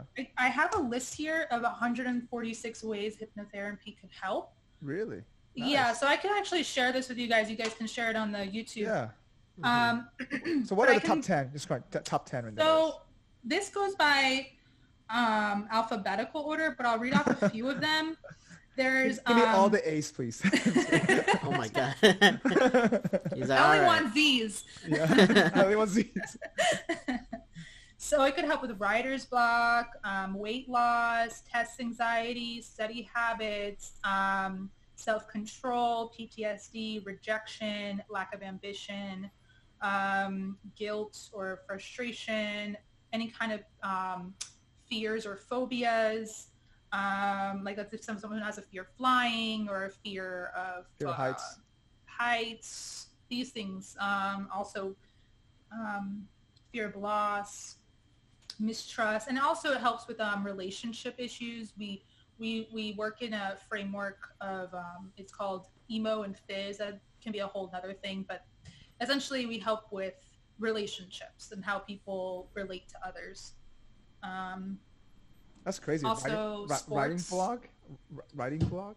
Yeah, for writers or creatives, gambling, assertiveness. There's so many. I mean, it's so helpful. You say sports in terms of like the ability to actually like not. What do you mean sports? Can you like sports performance? Oh, okay.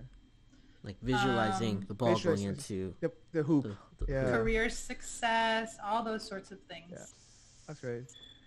Funny thing you were mentioning earlier about memory, some of that, because I read this book called Moonwalking with Einstein, and it's by I think Josh Freud. It's because I think a year ago, 2 years ago, I wanted to improve my memory, and I'm like, why can't I not recall this certain things? I'm like, this happened before. I know this situation. Sorry, this was 3 years ago, probably actually. Yeah, 3 years ago, and can't even remember that. So you need hypnotherapy, right? So like literally, like so I kind of read through this book, and it made me, oh, this makes sense. But then these were for short-term stuff though, because for long-term memory recalling is a little bit harder, right?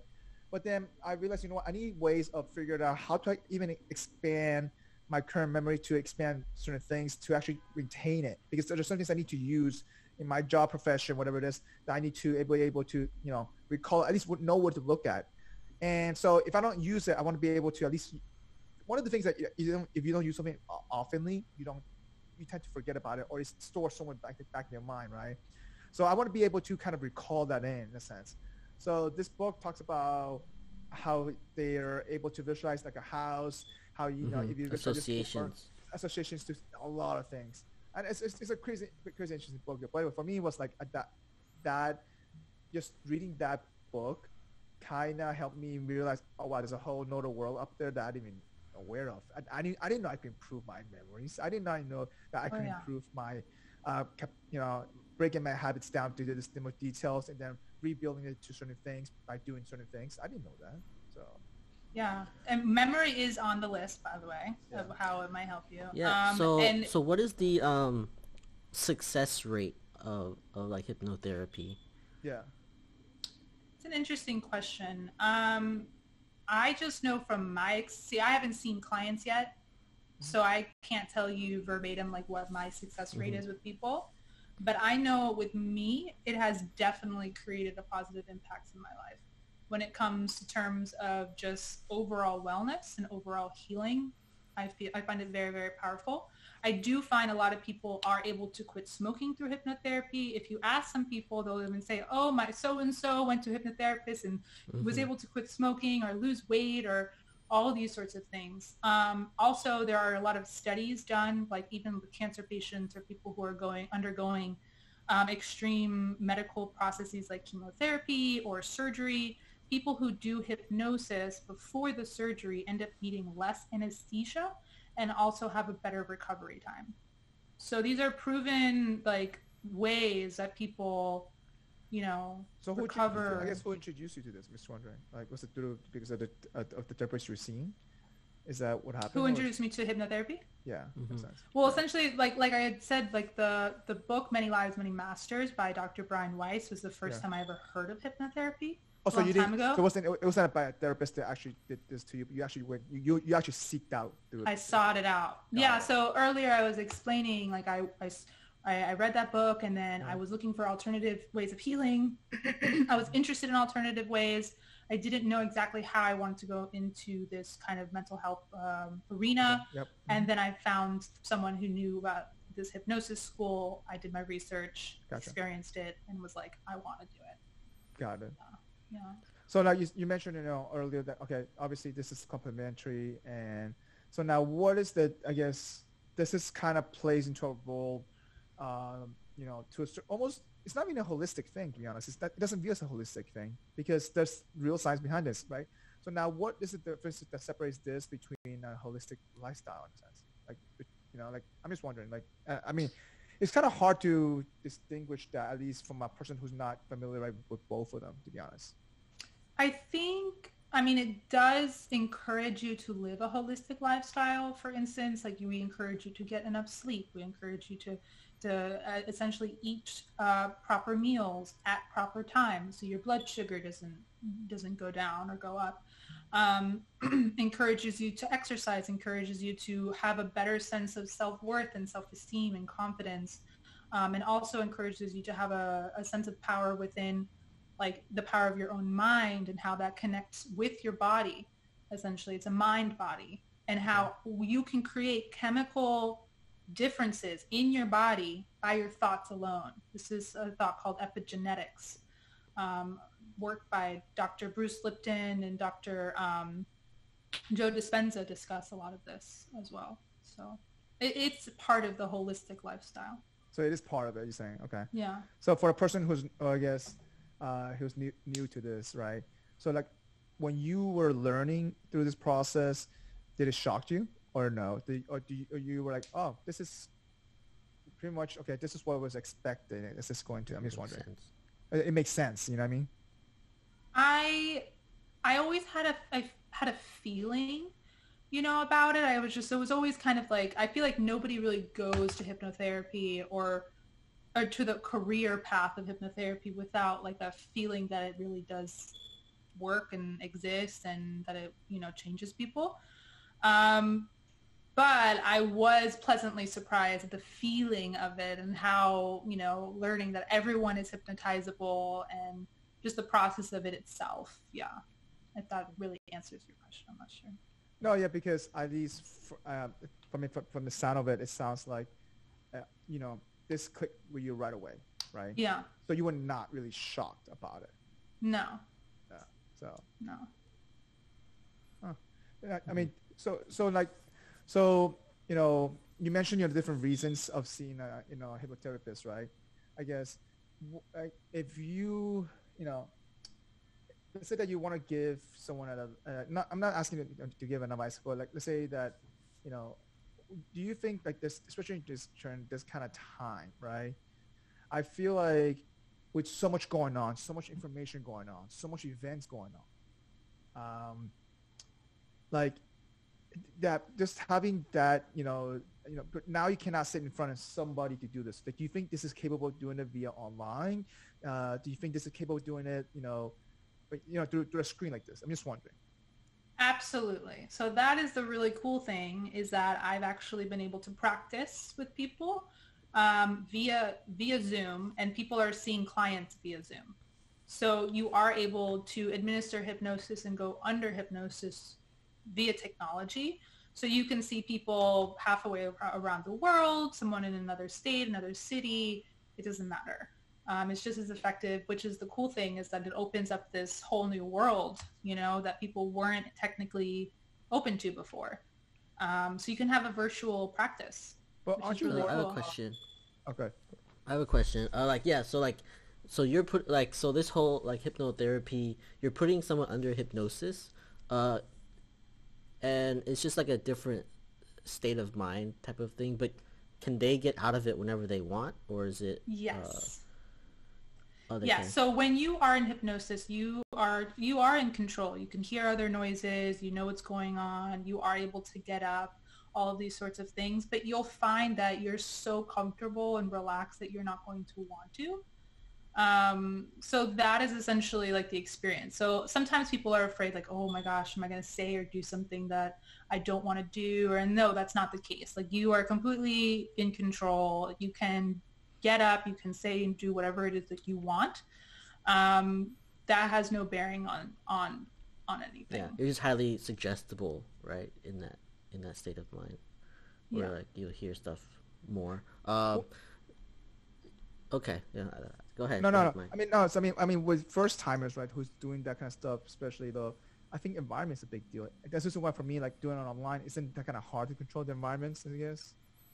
That is true. That is going to be a challenge. I know some people like they need to be, if there's like a dog in the background or kids in the background, that sort of thing, it'll be important for them to kind of set up a way where they are alone.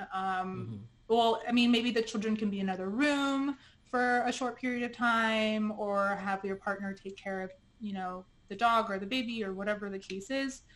It'll be okay if you can hear the baby, you hear things, like that's fine. You can still go under hypnosis with other noises. But it is best to kind of not have those distractions. Yeah. Got it. Yeah, because I guess for me, at least, well, not hypnosis wise, but when I do, the last couple of years, I picked up meditation a little bit more and more.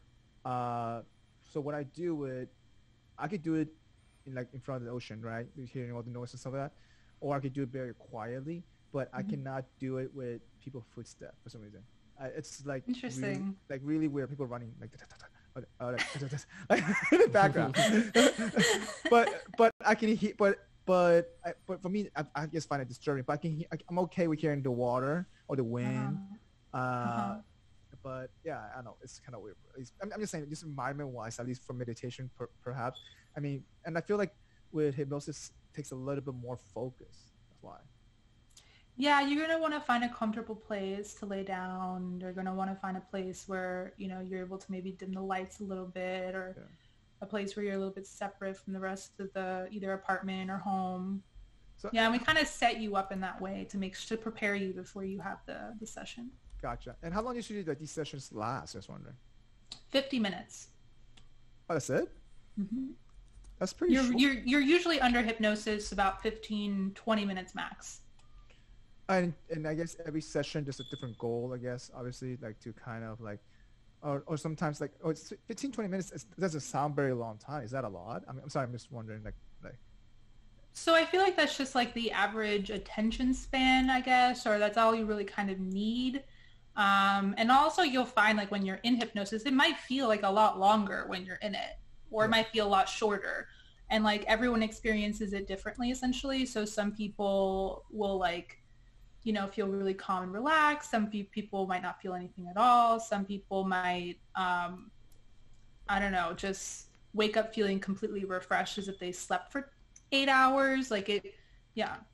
So it sounds like even, okay, let's say that you have migraines or any kind of pain. It sounds like this could be, you can use hypnosis to handle this, right? That's what it sounds like too. Yes. So there is a really cool little video by David Spiegel, who is a leading psychiatrist and physician, and he uses hypnosis for his patients who have pain in order to fight pain instead of using opioids. That's also included in one of the links. So that's something that I would definitely encourage people to see, because it is very, very helpful with pain reduction. Very, very helpful. I guess how do people overcome some of the, I guess, reputation behind hypnosis? Because that's one of the things that I tend to find before even hearing about it. I mean, this is not the first time I heard about it, but when I did in the beginning, I heard like, I guess, very generic, negative things about it. Oh, they try to control your mind, other things like that. How can people overcome with this kind of stuff? I'm just wondering, like, obviously with education, we kind of help with PR related in a sense, right? I mean, what are some things people can do? Just wondering, like, to kind of help build a better rep to this. That's a really good question. So the whole idea of mind control and that sort of thing. Yeah. So there are 4 things that you need for mind control. All right, essentially. So do you guys know the movie Beauty and the Beast? Yes. Mm-hmm. Okay, so think of the movie Beauty and the Beast. So one of the 4 things is you need to make sure that the person is not well fed, so basically no protein, and you prevent that person from sleeping. You isolate that person, and then you surround that person with your own little kind of minions, people who are kind of telling what kind of like world that they're in, that they can't really escape and they can't leave. So those are things for mind control. This is completely opposite. We encourage you to eat. We encourage you to sleep. We encourage you to be social and to be in a community of people. Yeah. And we encourage you to use the power of your own mind. So that, I guess, debunks the whole idea or myth behind, mind control. And also it's something, it's alternative. It's something that's different, something that's new. And I think people are in this time looking for new ways to achieve, whether it's greatness or success, whatever that means to them, and health. So at least my whole thing is it gives people another choice. It gives people agency. It gives them like opportunity where it's like, okay, this is cool. This is something that I could try and see for myself if this like helps me, you know? So is there like a community that people has gone through this and they can share the experiences and relationship behind this perhaps? You know what I mean? Like that'd be cool. Like if there's a community like where people can talk about it more, where it's because at the end of the day, people who have done this is probably scattered around, right? And there's no interconnection between that, right?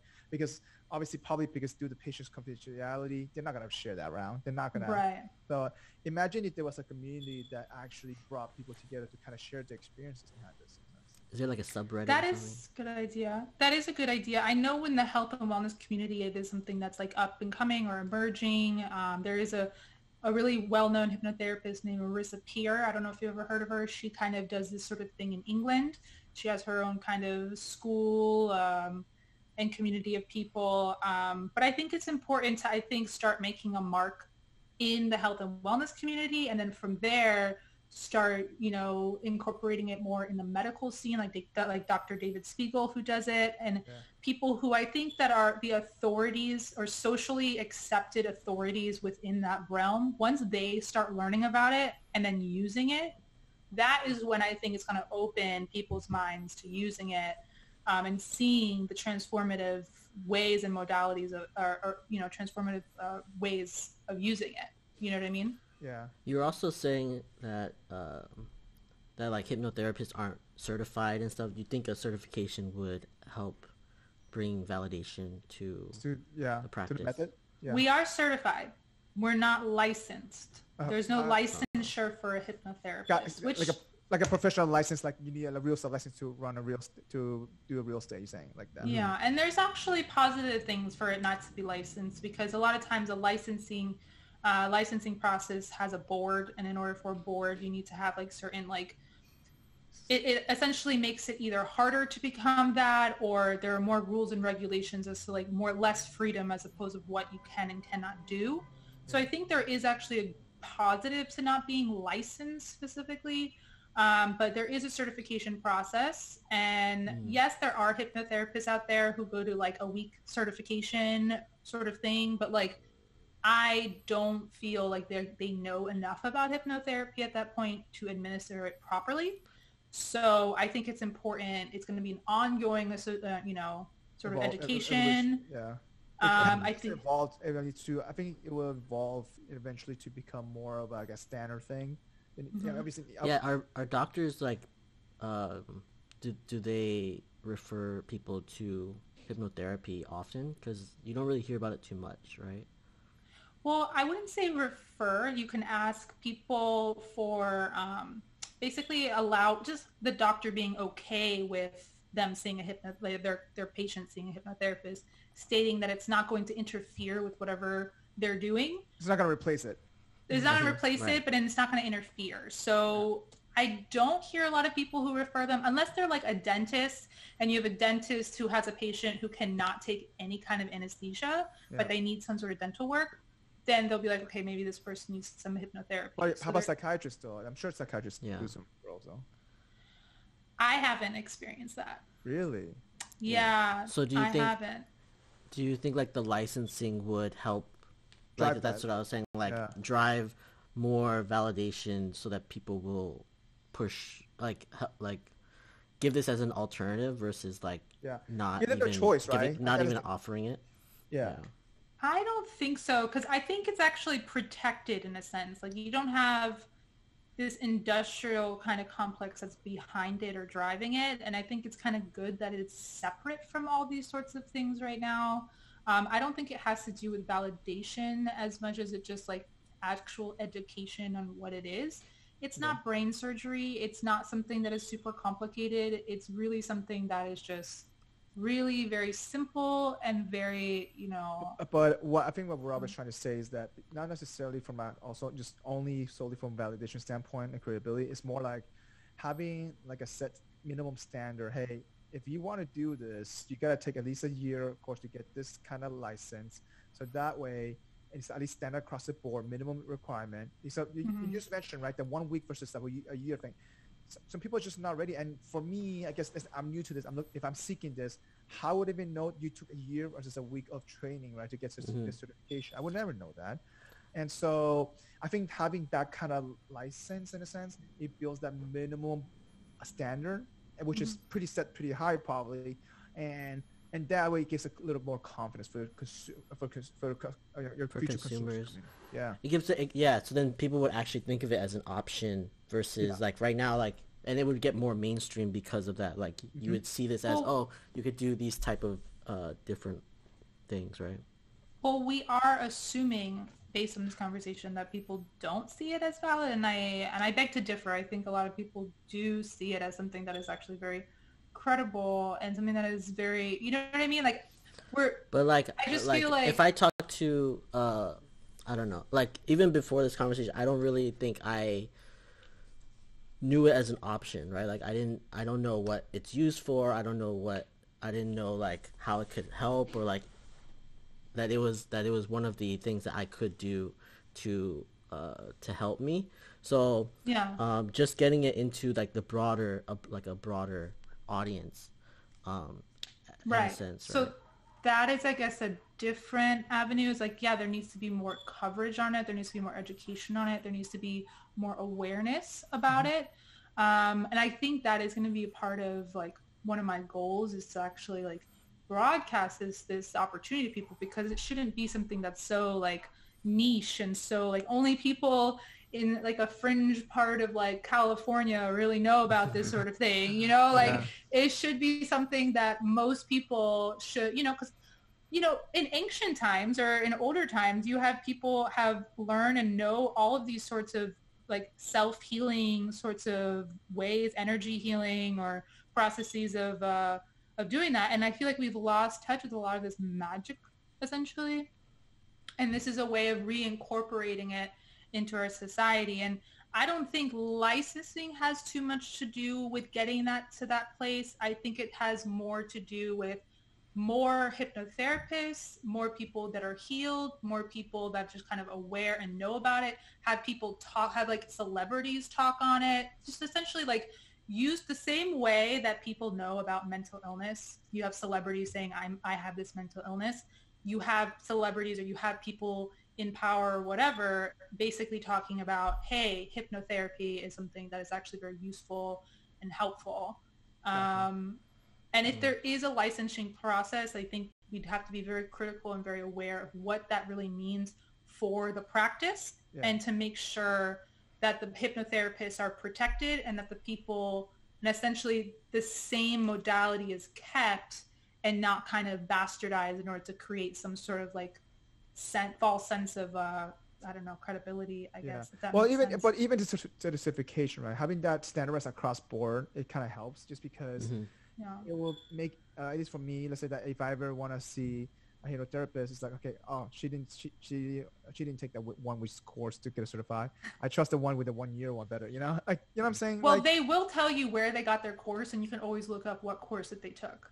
That's true. So but at the end of the day, I would be advertising, like, I went to Hypnosis Motivation Institute. I'm part of the American Hypnosis Association. This is the training that I've gotten. This is the supervised training that I've done. All of these sorts of, and these are the certifications that I have underneath it. That is essentially going to be establishing myself as a professional in the field. And anyone would be able to kind of research it and look into it if they had to. If that makes sense. Yeah, that definitely helps though, for sure. Yeah, but again, you know, I think Robert was trying to say it to a certain degree. I think it may or may not, you know, help improve that credibility aspect of that. But I think it's just an ease of mind. But and I understand your point, because if you establish that, I feel like now you're kind of joining corporate in a sense, right? And you're making barriers that adding barriers. Help. Correct. It becomes too rigid. It becomes too rigid. You can't shift it. You can't evolve it, because it's essentially you don't want to box it in. Yeah. And I completely understand, Robert, where you're coming from, because people are going to have that kind of hesitation. And that's why, you know, sharing things like Dr. David Spiegel talking on it, having that established authority speak on it, I think gives people a sense of like, oh, okay, well, maybe this does make sense, you know? Unfortunately, we're at that stage where people look to that. And they don't, but also the whole first half of this conversation, we were discussing criticizing the people in this sort of authority. So again, it comes down to like having a sense of intuition, following what is best for me, you know? Gotcha. So now, moving forward to, you mentioned in one of your sources that you provided this Inner Compass initiative. Can you tell us a little bit more about that? Oh, okay. So that is a resource that I found that essentially, so all kind of, so nonprofit organizations that have to do with mental illness or mental health, kind of helping people navigate what it is that they were diagnosed with. Mm-hmm. Most of them, like NAMI. Have you ever heard of NAMI? No, I've not. Mm-mm. So it's called the National Alliance of Mental Illness. So this is the largest, I guess, like nonprofit organization for this sort of thing. So this is when when they're diagnosed with it, like they have resources to go like support groups and things like that. But the thing is, I just learned 75% like of the funding for NAMI comes from where? Pharmaceutical companies. So essentially they have literally infiltrated every part of like this health system. So they fund, you're saying they fund 75% of the funding of NAMI is from pharmaceutical companies. So they infiltrate media, doctors influencing like health and wellness conferences. The idea of like educating psychiatrists is essentially all done through, most of it done through pharmaceutical companies, staging as like, oh, well, we're the up and coming, like, technology on this, engineering on this. So even when hang on. They spend double, hold on, one last thing. They spend double the amount on marketing and advertising, and they do actually researching the drug and the cause and the effects on people. So yeah, anyways, going back to NAMI and nonprofit stuff and Inner Compass. What was your question that you were gonna Oh no, sorry, there was a little lag. That's why. So hang on, repeat the last part. So you were saying that 75% infiltrated, literally, that's 75% revenue that literally that's what they fund for that nonprofit. Yes. So you have a whole nonprofit for people with mental illness, like the resources based on the idea that they're going to be using pharmaceutical drugs, and that's the correct way of healing. So a lot of the other kind of critical voices are going to be siphoned out of the conversation. You don't get this coverage in media. You don't get this coverage in the national nonprofits for it. So Inner Compass is essentially an organization that speaks about and talks about potentially coming off psychiatric medication. And it is an avenue or a tool that people kind of use to educate themselves on, okay, well, maybe this is a opportunity and a possibility. So this is like a bridge in a sense to kind of help them to be more aware of that pretty much it gives them that option, like you mentioned before. Yeah, and giving them more education on basically how medication. So a lot of the stuff that I talked about was stuff that was on Inner Compass, so people could like kind of fact check it and kind of look at the website itself. Got it. Okay, so because I was reading about this in a sense when you sent this link out, and I'm like, in a sense, this is almost to, so it was essentially, it's like almost an additional support tool or group in a sense, right? Or community, you can say. Yeah. That I was mentioning earlier, but it's more about, I guess. So now, is this self-fund nonprofit? Is this like I'm just wondering, like, how did this get started? Do you know? I'm not really sure, actually. It's a good idea. So you mentioned like NAMI was funded by 75% of the big pharma, right? If they didn't get the money from that, where do you think they could get money from, right? Because at the end of the day, nonprofit needs to raise money to kind of drive their goals and incentives, their reach, right? So like, yeah. And so I mean, obviously, I think part of it's probably not. I believe it's privately funded, okay, but I'm not 100% sure. Yeah. And part of it, I wish the government does a little bit more into this, right? Get more involved in a sense, put additional funding in regards to this kind of thing, because I think this is related to healthcare. If you think about it. Well, I feel the government really, is involved in kind of the idea of state control medication, like medicating people. You have, the complete, what is it called? Prison system. All of these people have either some form of mental illness and are on some sort of medication. And a lot of the funding with lobbyists come from either pharmaceutical companies or devices, medical device industry. All of these things are very big. So in 2015, do you know what the revenue of pharmaceutical companies was in the United States alone? 2015. It's a long time ago. I don't know. Over $70 billion. Yeah. 70 billion. So this is not something to just kind of like mess around with. And I think the government kind of knows that, and they don't really like want to, who knows? Maybe I'm a conspiracy theorist. Yeah. Whatever the case is, I just don't think that they are in the interest of like people healing themselves. If there is really interest in like people making money off of profiting on making, yeah, that might be that's definitely a different topic too that we could talk to a lot. I think we're all getting a little delirious from talking so much. Definitely big pharma. Big pharma, they have an interest in like keeping you on their medication. There's no interest in to get you off of it, cured, right? Yeah, that's for sure though. But I'm glad that at least this is private initiative, at least to kind of drive that in a sense, right? Because I think this is what's the missing bridges. Because ultimately, like you said, they don't teach you how to get off of it. No, there's that's crazy. Nothing. Yeah. So unless you go like these, like there are places like for like drug rehabs, right? Like it's like over $10,000 or something to kind of work with it, but there is no real opportunity unless you like beg your doctor, and then even they don't really know the proper way sometimes to really do it. And a lot of times the withdrawal symptoms really kind of mirror the symptoms, the original symptoms. So they're like, okay, well, this reaffirms that you have this thing, so you need to stay on it. And a lot of times if you are on something for a long term, you are more vulnerable to the same symptoms that you were trying to heal in the first place. I mean, it's like taking nicotine, and if someone just taking out nicotine, you're gonna have withdrawals. Exactly. Mm-hmm. So. Do you think do you think like all this medication that is prescribed is due to be like a doctor being uninformed, or like a therapist being uninformed? Like, would it be that they need to have more education? I think most people who become a psychiatrist or a doctor, I think they really want to do well. And I think most of them believe that they're not influenced by pharmaceutical companies.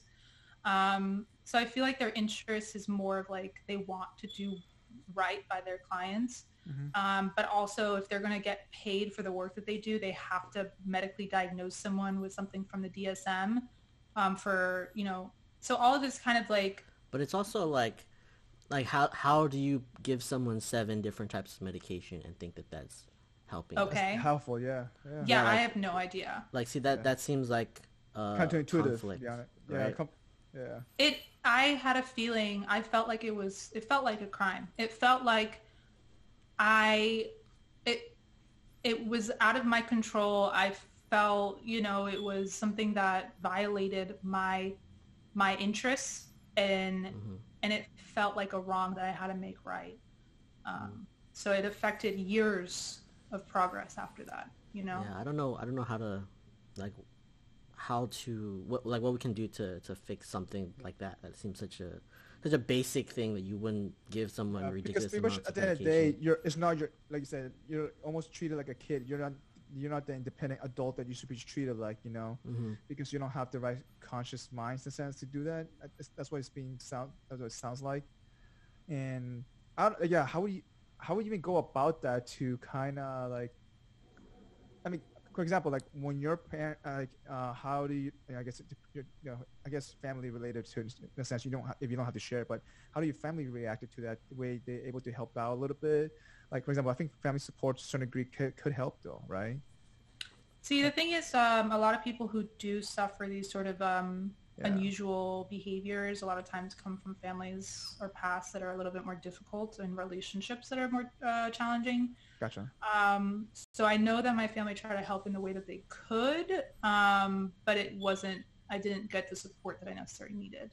Gotcha. So they couldn't even make that decision for you to, hey, listen, she doesn't need this drug, blah, blah, blah. Mm-hmm. Like they didn't have the awareness and knowledge to even do that then, I guess. No. Got it. Okay. If anything, they were pretty much like, okay, well, the message I got from doctors and from family was, okay, well, then something's wrong with you. You need to be on medicine. Yeah. Well, they don't know any better either at the same time, though, if you think about that. So, which I guess at that point, how do you even handle that? Because you know yourself that, okay, this is affecting me in way different ways. I do need to push back on this, but at the same time, you need to have the confidence to do that. You need to have a lot of courage. Courage, yeah, and being vulnerable behind it, to able to speak out about it, to be honest, too, as well. So. And also remember, a lot of this is going on while maintaining everyday stressors of work and taking care of yourself and housing and relationships and friends and all of these sorts of things. It's not like you're just given this like opportunity to just kind of explore these sorts of things on your own without any other kind of like, you have life to worry about. We also have like a level of trust that we give to doctors that it just seems like wasn't taken into consideration here for you. That's true. Or like you should, we're giving them the trust. They should be giving like the best all around treatment that they see, and it didn't seem like I don't know how to fix that or how to like to change that. If you did, like I would give you $1 million. It is a sense of frustration, to be honest. It really is. Like, I mean, just hearing from you, I feel that frustration. But you being in it, like, I feel like, I mean, I think, and I can see why you're motivated to do this. Provide this option to provide this alternative route to other people and bring that awareness, education. I think you're using that as a motivation factor to kind of spread that message. So congrats on that. I mean, more props, because I feel like this, I think, I said at the beginning of this podcast, I think this may be your greatest strength, because even though people may see it as a weakness, to be honest. So that's why, it gives you credibility that like, since you've gone through something like this, that like it's not just like you're like learning, like you like read it in a book, like you actually went through experiences. I get what is Cher saying? She's like, there's life after love. Well, there's life after diagnosis. And also, I'll talk about my alias name, I guess, little like full circle here. So Sophia Gadot. So Sophia is my middle name. I'll give you that much. Yeah. But Gadot is from Gal Gadot, who played Wonder Woman. And so Wonder Woman has been my inspiration for 2020, because she's an immortal Amazon warrior goddess who literally just like goes towards her greatest fears like head on. And so that is my inspiration. Yeah. There you go. She's awesome. Definitely inspired. I mean, I think that movie alone inspired a lot of females just to, have that self-confidence to tackle that going forward. So but yeah, with that in mind, I think we're taking too much of your time. But so we're gonna. Listen. This was for me. It was an eye opener. So we're gonna end this session with free range venting. Sounds like you might have something in your mind. You want to start with yours? Yeah. Do you want to start first? Yeah. Me? Yeah. Okay. So can someone please tell me why organic vegetables are so expensive? Robert, we actually talked about we talked about this last podcast. Okay. Did you? Oh, I didn't watch the whole thing. I watched the beginning of it, but we did. That's so annoying. Organic food in general is expensive. Like we're like, why? Like, why? Yeah. So I lived in France, and it was not like that. Wait, hang on. Share your experience with France. Go ahead. Yeah. So I lived in France after I graduated college, and when I lived there, so I only worked like 20 hours a week. God bless the French. And so with my free time, I learned how to cook. So my roommates and I would just like walk over to the little supermarché and like go grocery shopping, and we just like bought, everything was so inexpensive, like very good quality, no GMOs, like really good. Probably local source, to be honest, too. All local source, and they had like, they're called leal, and they're like little markets where all the like fresh markets essentially, or farmers markets where the farmers would come and provide their produce and stuff. But here it's like, should I like not put my lights on for a certain couple hours in order to like just take some go grocery shopping? Wait, so can you garden your place behind, like in your area? I was wondering, like, how you plan to garden something? I'm just wondering. No, I can't. Not where I'm at. Okay. Yeah, because I know a lot of people start gardening during the quarantine time. And so like I have friends who grow tomatoes or hydroponic gardening hot peppers and stuff like that, or what's called different kind of like at least seasonings, like the like basil, things like that. So. What about you? Have you been gardening? Me? No, I've not been gardening. The most gardening I've done was just grow green onions. That's easy. That's just nice. You just throw water in the little end of the sprouts and it grows. You get a fresh green onion every week. It's free. You save $1. Let me tell you. You save $1. Hey, it adds up, right? It does add up, So what's your venting? Well, you go first, Mike. I had one. I don't remember what it was. All right. So for me, in a sense, I guess for me it's more related to basketball actually. So just because, for those who don't know, NBA has restarted just recently, and I was watching a game yesterday. Well, the past couple games. I'm watching this. I'm like, why is everyone scoring so much? Did they just forget to play defense? And I'm like, it frustrated my guys. You can just block that shot. I'm like, and I was just like, I'm finding myself like, why are you guys playing defense? And typical players who does never score more than 10 points per game scores 59 points, And I'm like, what is going on here? Is everyone being Kobe Bryant here? Like, so at least that's my venting because I'm like, I want to see good basketball. Defense? Well, so I haven't really watched too many of the games. I did watch like the first half of the Clippers versus who was it? Yeah, that was insane. Clippers versus New Orleans, and it was like 77-44 at halftime. At halftime for a basketball game. 77 points at halftime is crazy. So I don't know. For me, I'm like, did the players forget how to play defense, or they just saying, they're playing the 6 feet social distancing thing? I don't want to touch you to the deal. Let them score. Social distance basketball. Seriously.